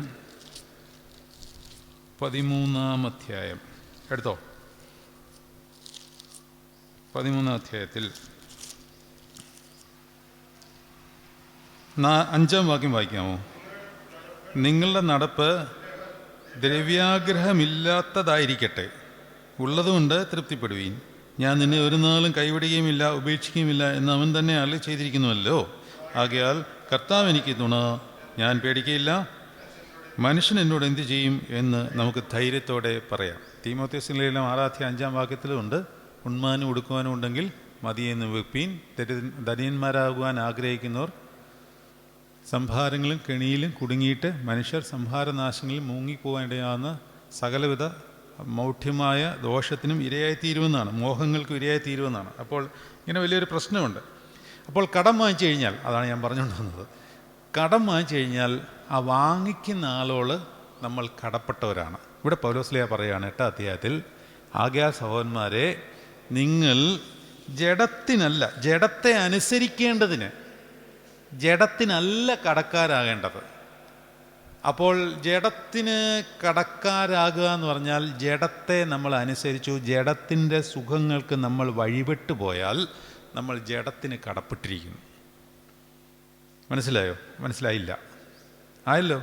ഇതിൽ കൂടുതൽ എനിക്ക് മനസ്സിലാക്കി തരാൻ പറ്റില്ല. അത് ജഡത്തെ നമ്മൾ അനുസരിച്ച് ജീവിച്ചു കഴിഞ്ഞാൽ ജഡത്തിന് നമ്മൾ കടക്കാരാവും, നമ്മൾ അതിനോട് ബാധ്യതയുള്ളവരാവും. അതുകൊണ്ടാണ് അതിനു മുമ്പ് പൗലോസ്ലീഹ പറയുന്നത്, അതുകൊണ്ട് ആത്മാവിനെ അനുസരിച്ച് നടക്കണം, എന്നാലേ നിങ്ങൾ ജഡത്തിൻ്റെ മോഹങ്ങളെ നിവർത്തിക്കാതിരിക്കത്തുള്ളൂ. ഈ വചനം വായിക്കുമ്പോൾ ഇങ്ങോട്ട് ശ്രദ്ധിച്ചേ, ഒരു കാര്യം എക്സ്ട്രാ പറയാനുണ്ട് ഇതിനകത്ത്. ആകയാൽ സഹോദരന്മാരെ, നിങ്ങൾ ജഡത്തെ അനുസരിച്ച് നടക്കേണ്ടതിന് ജഡത്തിനല്ല കടക്കാരായിരിക്കുന്നത് എന്ന് പറഞ്ഞാൽ അതിൻ്റെ ഓപ്പോസിറ്റ് കാര്യം എന്ന് പറഞ്ഞേ. ആ ജഡത്തിനല്ല കടക്കാരായിരിക്കും. നീ അവനല്ല കടപ്പെട്ടിരിക്കേണ്ടത് എന്ന് ഞാൻ ഒരാളോട് പറഞ്ഞാൽ നീ കടപ്പെട്ടിരിക്കുന്നത് അവനോടല്ല മറ്റൊരുത്തനോടാണ് എന്നർത്ഥമുണ്ട്. എന്താണ്? ആകയാൽ സഹോദരന്മാരെ, ഇത് തിരിച്ചു പറ, ഈ വാക്യം തിരിച്ചു പറ, നിങ്ങൾ പറ. ആകയാൽ സഹോദരന്മാരെ, നിങ്ങൾ ആത്മാവിനെ അനുസരിച്ച് നടക്കേണ്ടതിന് ആത്മാവിനാണ് കടക്കാരനായിരിക്കേണ്ടത്. മനസ്സിലായോ? പിശാച് ഇവിടെയാണ് ട്രാപ്പിട്ടിരിക്കുന്നത്. അതായത് നമ്മൾ ജഡത്തിന് കടക്കാരായി ഈ ലോകത്തിൻ്റെ കാര്യങ്ങൾ നിർവഹിച്ചു കൂട്ടി ആത്മീയത ഇതാണെന്ന് നമ്മളെ ജഡം കൊണ്ടങ്ങ് പഠിപ്പിക്കുകയാണ്. പൗലോസ്ലീഹ പറയുന്നു, ആത്മാവിനെ അനുസരിച്ച് നടന്നാൽ നിങ്ങൾ ആത്മാവിന് കടക്കാരാവും എന്ന് പറഞ്ഞാൽ അർത്ഥം എന്താണ്? എനിക്ക് ഈ ആത്മാവിന് കടക്കാരാകാന്ന് പറഞ്ഞാൽ എന്താ അർത്ഥം? എന്താ? നിങ്ങളെന്ത് മനസ്സിലാക്കി? എന്തു ആത്മാവിന് കടക്കാരാകാന്ന് പറഞ്ഞാൽ? ജഡത്തിന് കടക്കാരാകാന്ന് പറഞ്ഞാൽ എന്താ മനസ്സിലാക്കിയത്? ഇപ്പോൾ ഞാൻ അച്ഛൻ്റെ ഇന്ന് 1,00,000 രൂപ വാങ്ങിച്ചു. അച്ഛനെ കാണുമ്പോഴെപ്പോഴും എനിക്ക് തിരിച്ചു കൊടുക്കണമല്ലോ, പറ്റുന്നുമില്ല. ഈ ബോധ്യമാണ് എന്നെ ഭരിച്ചുകൊണ്ടിരിക്കുന്നത്. ആത്മാവിന് കടക്കാരനായാലും ഇത് തന്നെ നമ്മളെ ഭരിക്കും. എൻ്റെ ദൈവമേ, നീ ഉദ്ദേശിക്കുന്ന അത്ര എത്തുന്നില്ലല്ലോ, ഇത് തന്നെ നമ്മളെ ഭരിച്ചുകൊണ്ടിരിക്കും. അല്ലെങ്കിൽ ഉള്ളിലുള്ള എളിമയില്ലായ്മ നമ്മളെപ്പോഴും ഇതൊക്കെ മതി, ആധ്യാത്മികത ഇതൊക്കെയാണ്, ഇങ്ങനെയൊക്കെ പോയാൽ പോരെ. പലരും ചോദിക്കുന്നത് കേട്ടിട്ടില്ലേ? ഇങ്ങനെയൊക്കെ പോയാൽ പോരെ, ഇതിൽ കൂടുതലൊന്നും കർത്താവ് പ്രതീക്ഷിക്കുന്നില്ല എന്നൊക്കെയാണ് നമ്മൾ പറയുന്നതും പഠിപ്പിക്കുന്നതുമൊക്കെ. ഇതിൽ കൂടുതൽ കർത്താവ് ഒന്നും പ്രതീക്ഷിക്കുന്നില്ല, ഇത്രയൊക്കെ മതി, പോരാ. ആത്മാവിന് കടക്കാരനാവുന്നവൻ എപ്പോഴും എനിക്ക് കർത്താവിൻ്റെ അത്ര എത്താൻ പറ്റുന്നില്ലല്ലോ. എന്താണ് നമ്മളുടെ ലക്ഷ്യം? യേശുവിനെ പോലെ ബിഹേവ് ചെയ്യുക എന്നുള്ളതാണ്. എപ്പോഴും ഞാൻ പറയുന്ന കാര്യമാണ്, വീണ്ടും പറയുകയാണ്. അതായത് കർത്താവിൻ്റെ ശരീരം നമ്മൾ ഭക്ഷിക്കുന്നത് കർത്താവിൻ്റെ ശരീരത്തെ പോലെ നമ്മുടെ ശരീരം ബിഹേവ് ചെയ്യാനാണ്. എല്ലായ്പ്പോഴും സാധിക്കുന്ന കാര്യമൊന്നും അല്ലായിരിക്കാം. ഈ പറയുന്ന ഞാനും അങ്ങനെ ബിഹേവ് ചെയ്യുന്ന ആളൊന്നുമല്ല. പക്ഷേ ഞാൻ പറഞ്ഞു തരികയാണ്, കർത്താവിൻ്റെ ശരീരം ഭക്ഷിക്കുന്നത് നിത്യജീവൻ അവകാശിക്കാനല്ല എന്ന് പറഞ്ഞുകൊണ്ട് നിത്യജീവൻ അവകാശിക്കാനല്ല എന്നുള്ള അർത്ഥം. അത് നിത്യജീവൻ കിട്ടും. പക്ഷേ കർത്താവിൻ്റെ ശരീരം ഭക്ഷിച്ചിട്ട് തോന്നിയ പോലെ നടന്നാൽ എങ്ങനെയാണ് നിത്യജീവൻ കിട്ടുന്നത്? അപ്പോൾ ഈ ശരീരം ഭക്ഷിക്കുന്നത് എന്തിനാണ്? നമ്മുടെ ശരീരത്തിനില്ലാത്ത ഒരു വലിയ കഴിവ് കർത്താവിൻ്റെ ശരീരത്തിനുണ്ട്. പക്ഷേ കർത്താവിൻ്റെ ശരീരത്തോട് നമ്മൾ ലയിക്കാതെ വിശ്വാസത്തിലും സ്നേഹത്തിലും ലയിച്ച് ചേരുമ്പോഴാണ് കർത്താവിനെ പോലെ ബിഹേവ് ചെയ്യാൻ നമ്മൾ ശ്രമിക്കുന്നത്. നമ്മളുടെ ആരാധ്യ പുരുഷനെ പോലെ നമ്മളെപ്പോഴും ബിഹേവ് ചെയ്യത്തുള്ളൂ. അതറിയാമോ? ഇപ്പം ചെറുപ്പക്കാർ പിന്നെ ഒരു മമ്മൂട്ടിയുടെ ഒരു സിനിമ കണ്ടിട്ടിറങ്ങുക എന്ന് വിചാരിക്കുക, അല്ലെ മോഹൻലാലിൻ്റെ ഒരു സിനിമ കണ്ടിട്ടിറങ്ങി കഴിഞ്ഞാൽ ആ സിനിമയിലെ ക്യാരക്ടർ താനാണെന്നാണ് തോന്നുന്നത്. പിന്നെ കുറച്ച് നേരത്തേക്ക് അല്ല, ഞാൻ പണ്ട് സിനിമ കാണുമ്പോൾ അന്നത്തെ പടം ഏതൊക്കെയായിരുന്നു? ഞാനൊക്കെ കോളേജിൽ പഠിക്കുന്ന സമയത്ത് കിങ് മമ്മൂട്ടിയുടെ ഒരു പടമാണ് കിങ്. ഞങ്ങളെല്ലാം കൂടെ കാണാൻ പോയിട്ട് തിയേറ്ററിൽ നിന്ന് ഇറങ്ങി വരുമ്പോൾ, കോളേജ് പ്രായമല്ലേ, ഞാനാ മമ്മൂട്ടി എന്നാണ് നമ്മുടെ തോന്നൽ. എന്തുകൊണ്ടാണ്? ആരാധനയാണ്. ആരാധിക്കുന്ന ആരെയും നമ്മൾ അതുപോലെ ഇമിറ്റേറ്റ് ചെയ്യാൻ ശ്രമിക്കും. അപ്പോൾ കർത്താവിനെ ആരാധിക്കുമ്പോൾ ഈ ആരാധന? സ്നേഹത്തിൽ നമ്മൾ പെരുമാറുന്നതിനെയാണ് ആരാധന എന്ന് പറയുന്നത്. സ്നേഹത്തിൽ നമ്മൾ പെരുമാറുന്നതാണ് ആരാധന. അല്ല നമ്മൾ ചടങ്ങ് നിർവഹിക്കുന്നതല്ല ഇത്. സ്നേഹത്തിൽ പെരുമാറുമ്പോൾ ആ ആരാധനയ്ക്ക് പറയുന്ന പേരാണ് ആത്മാവിലുള്ള ആരാധന. സ്നേഹത്തിലുള്ള പെരുമാറലാണിത്. ആ പെരുമാറൽ തുടർച്ചയായി കഴിയുമ്പോൾ എന്തായിത്തീരും? സ്വഭാവമായിത്തീരും. പെരുമാറ്റം സ്വഭാവമായിട്ട് മാറുകയാണ്. പെരുമാറുന്നതും സ്വഭാവവും തമ്മിലുള്ള വ്യത്യാസം എന്താണ്? അതായത് ഞാൻ നിങ്ങളോടുകൂടി വളരെ പേഴ്സണലായിട്ട് സംസാരിക്കുമ്പോൾ ഞാൻ ചില കാര്യങ്ങൾ എൻ്റേതായ പെരുമാറ്റ ചട്ടത്തിലാണ് ഞാൻ പെരുമാറുന്നത്. ഞാൻ ഒരു അച്ഛനാണെന്ന് എനിക്കറിയാം.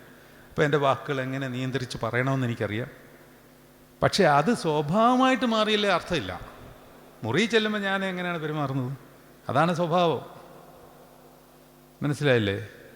അതുകൊണ്ടാണ് പാമ്പാക്കുട നമസ്കാരത്തിലൊരു പ്രാർത്ഥന ഇപ്രകാരമുണ്ട്: കർത്താവേ, രഹസ്യകാര്യങ്ങളിൽ നീ എന്നെ കുറ്റമില്ലാത്തവനാക്കി തീർക്കണമേ.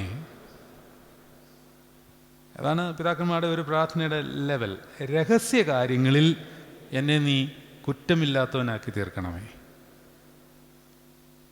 അപ്പോൾ ഇതാണ് അതിൻ്റെ ഒരു മർമ്മം. നമ്മൾ ആരാധന എന്ന് പറയുന്നത് പെരുമാറ്റമാണ്. ഏത് പെരുമാറ്റം?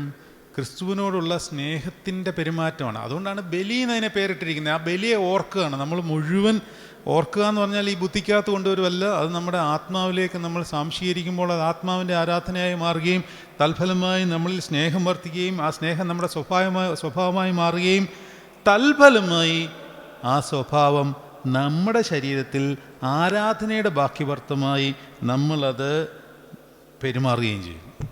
പിന്നീട് അത് നമ്മുടെ സ്വഭാവമായി മാറുന്നു. ഇതാണ് ആരാധന കൊണ്ട് നമ്മൾ നേടിയെടുക്കേണ്ടത്. അല്ലാതെ എന്നും പോയി ആരാധിച്ചിട്ട് അപ്പുറത്തവനോട് പോയി ചീത്തയും പറഞ്ഞുകൊണ്ട് നടന്നിട്ട് എന്ത് കാര്യം? ആരാധന ഇങ്ങോട്ട് കഴിഞ്ഞ് പൊതുയോഗത്തിൽ അച്ഛനും പൊതുയോ അംഗങ്ങളും തമ്മിലും പൊതുയോ അംഗങ്ങൾ പരസ്പരം തമ്മിലും എല്ലാം വഴക്കവും ബഹളവും വൃത്തികേടും അപഹാസ്യവും നടത്തിയിട്ട് എന്ത് കാര്യം? ഓരോ ആരാധന കഴിയും തോറും സ്നേഹത്തിലുള്ള പെരുമാറ്റത്തിൻ്റെ തൽഫലമായി നമ്മളിലേക്ക് വകഞ്ഞ് ഊറി ഇറങ്ങി വരുന്ന പരിശുദ്ധാത്മാവിൻ്റെ നിറവിൻ്റെ ഫലമായി നമ്മളിൽ ദൈവസ്നേഹം നിറയുകയും ക്രിസ്തുവിൻ്റെ സ്വഭാവം നമ്മൾ നിറയുകയും തൽഫലമായി അത് നമ്മുടെ ശരീരത്തിൽ കൂടി നമ്മൾ അനുഷ്ഠിക്കുകയും ചെയ്യുന്നു. അതിന് ഈ ശരീരത്തിന് കഴിവില്ല. അത് കഴിവുള്ള ഒറ്റ ശരീരമേ ഉള്ളൂ, അത് കർത്താവിൻ്റെ ശരീരമാണ്. അതുകൊണ്ടാണ് നമ്മൾ കർത്താവിൻ്റെ ശരീരം ഭക്ഷിക്കുന്നത്. അപ്പോൾ ഓരോ ആരാധന കഴിയുമ്പോഴും അയ്യോ ഞാൻ ആയില്ലല്ലോ, എനിക്ക് കർത്താവിനെ പോലെ പെരുമാറാൻ പറ്റുന്നില്ലല്ലോ എന്ന് ചിന്തിച്ച് ആത്മാവിന് നമ്മൾ കടക്കാരായിക്കൊണ്ടേയിരിക്കണം. എന്നിട്ട് പൗലോസ് പറയുകയാണ്, സഹോദരന്മാരെ, ജഡത്തെ അനുസരിച്ച് നടക്കേണ്ടതിന് നിങ്ങൾ ജഡത്തിനല്ല കടക്കാരായിരിക്കുന്നത്. അതിൻ്റെ ഓപ്പോസിറ്റ് അർത്ഥം ഇതാണ്, അല്ലെങ്കിൽ അതിൻ്റെ മറുവശം ഇതാണ്. ഏത് ഓപ്പോസിറ്റ് അർത്ഥം എന്നല്ല പറയേണ്ടത്, മറുവശം. സഹോദരന്മാരെ, നിങ്ങൾ ആത്മാവിനെ അനുസരിച്ച് നടക്കേണ്ടതിന് നിങ്ങൾ ആത്മാവിനാണ് കടക്കാരായിരിക്കേണ്ടത്. ഇവിടെ പൗലോസ് പറയുന്നത് എന്താണ്? ഞാൻ ബർബരന്മാർക്കും ജ്ഞാനികൾക്കും പിന്നെ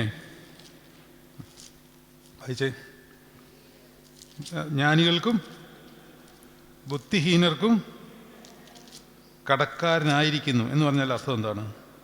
യവനന്മാർക്കും ബർബരന്മാർക്കും ജ്ഞാനികൾക്കും ബുദ്ധിഹീനർക്കും ഞാൻ കടക്കാരനായി ആകുന്നു എന്ന് പറഞ്ഞാൽ ഇവർക്കെല്ലാവർക്കും ഞാൻ സുവിശേഷം പറഞ്ഞു കൊടുക്കേണ്ടതുണ്ട്.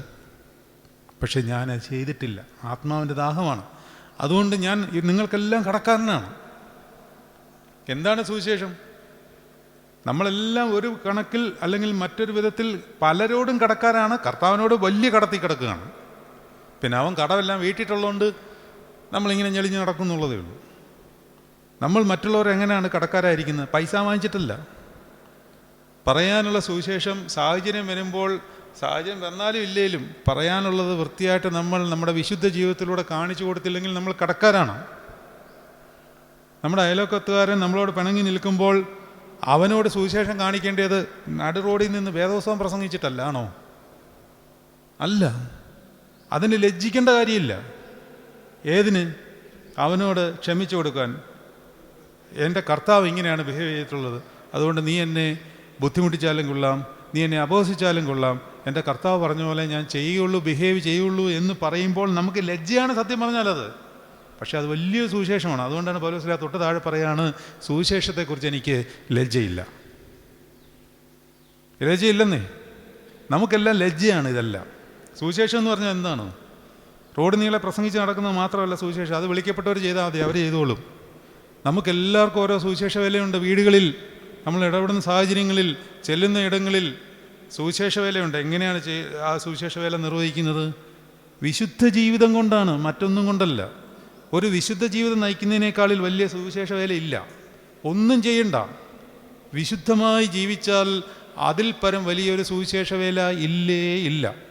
ലോകം മുഴുവൻ പ്രസംഗിച്ച് നടന്നിട്ട് എനിക്ക് വിശുദ്ധി ഇല്ലാന്നുണ്ടെങ്കിൽ അതൊരു പ്രയോജനമുള്ള സുവിശേഷവും അല്ല. അതുകൊണ്ട് പൗലോസ് അവിടെ പറയുകയാണ്, 16-ാം വാക്യം, 15-ാം വാക്യം കൂടെ, അങ്ങനെ റോമയിലുള്ള നിങ്ങളോടും സുവിശേഷം അറിയിപ്പാൻ എന്നാലാവോളം ഞാൻ ഒരുങ്ങിയിരിക്കുന്നു. കാരണം റോമയിലുള്ളവരോടും ഞാൻ കടപ്പെട്ടിരിക്കുന്നു, സുവിശേഷത്തിന് പേരിൽ ഞാൻ കടപ്പെട്ടിരിക്കുന്നു. അതുകൊണ്ട് ഇപ്രകാരം പൗലോസ് വീണ്ടും വിളിച്ചു പറയുന്നു, സുവിശേഷത്തെക്കുറിച്ച് എനിക്ക് ലജ്ജയില്ല.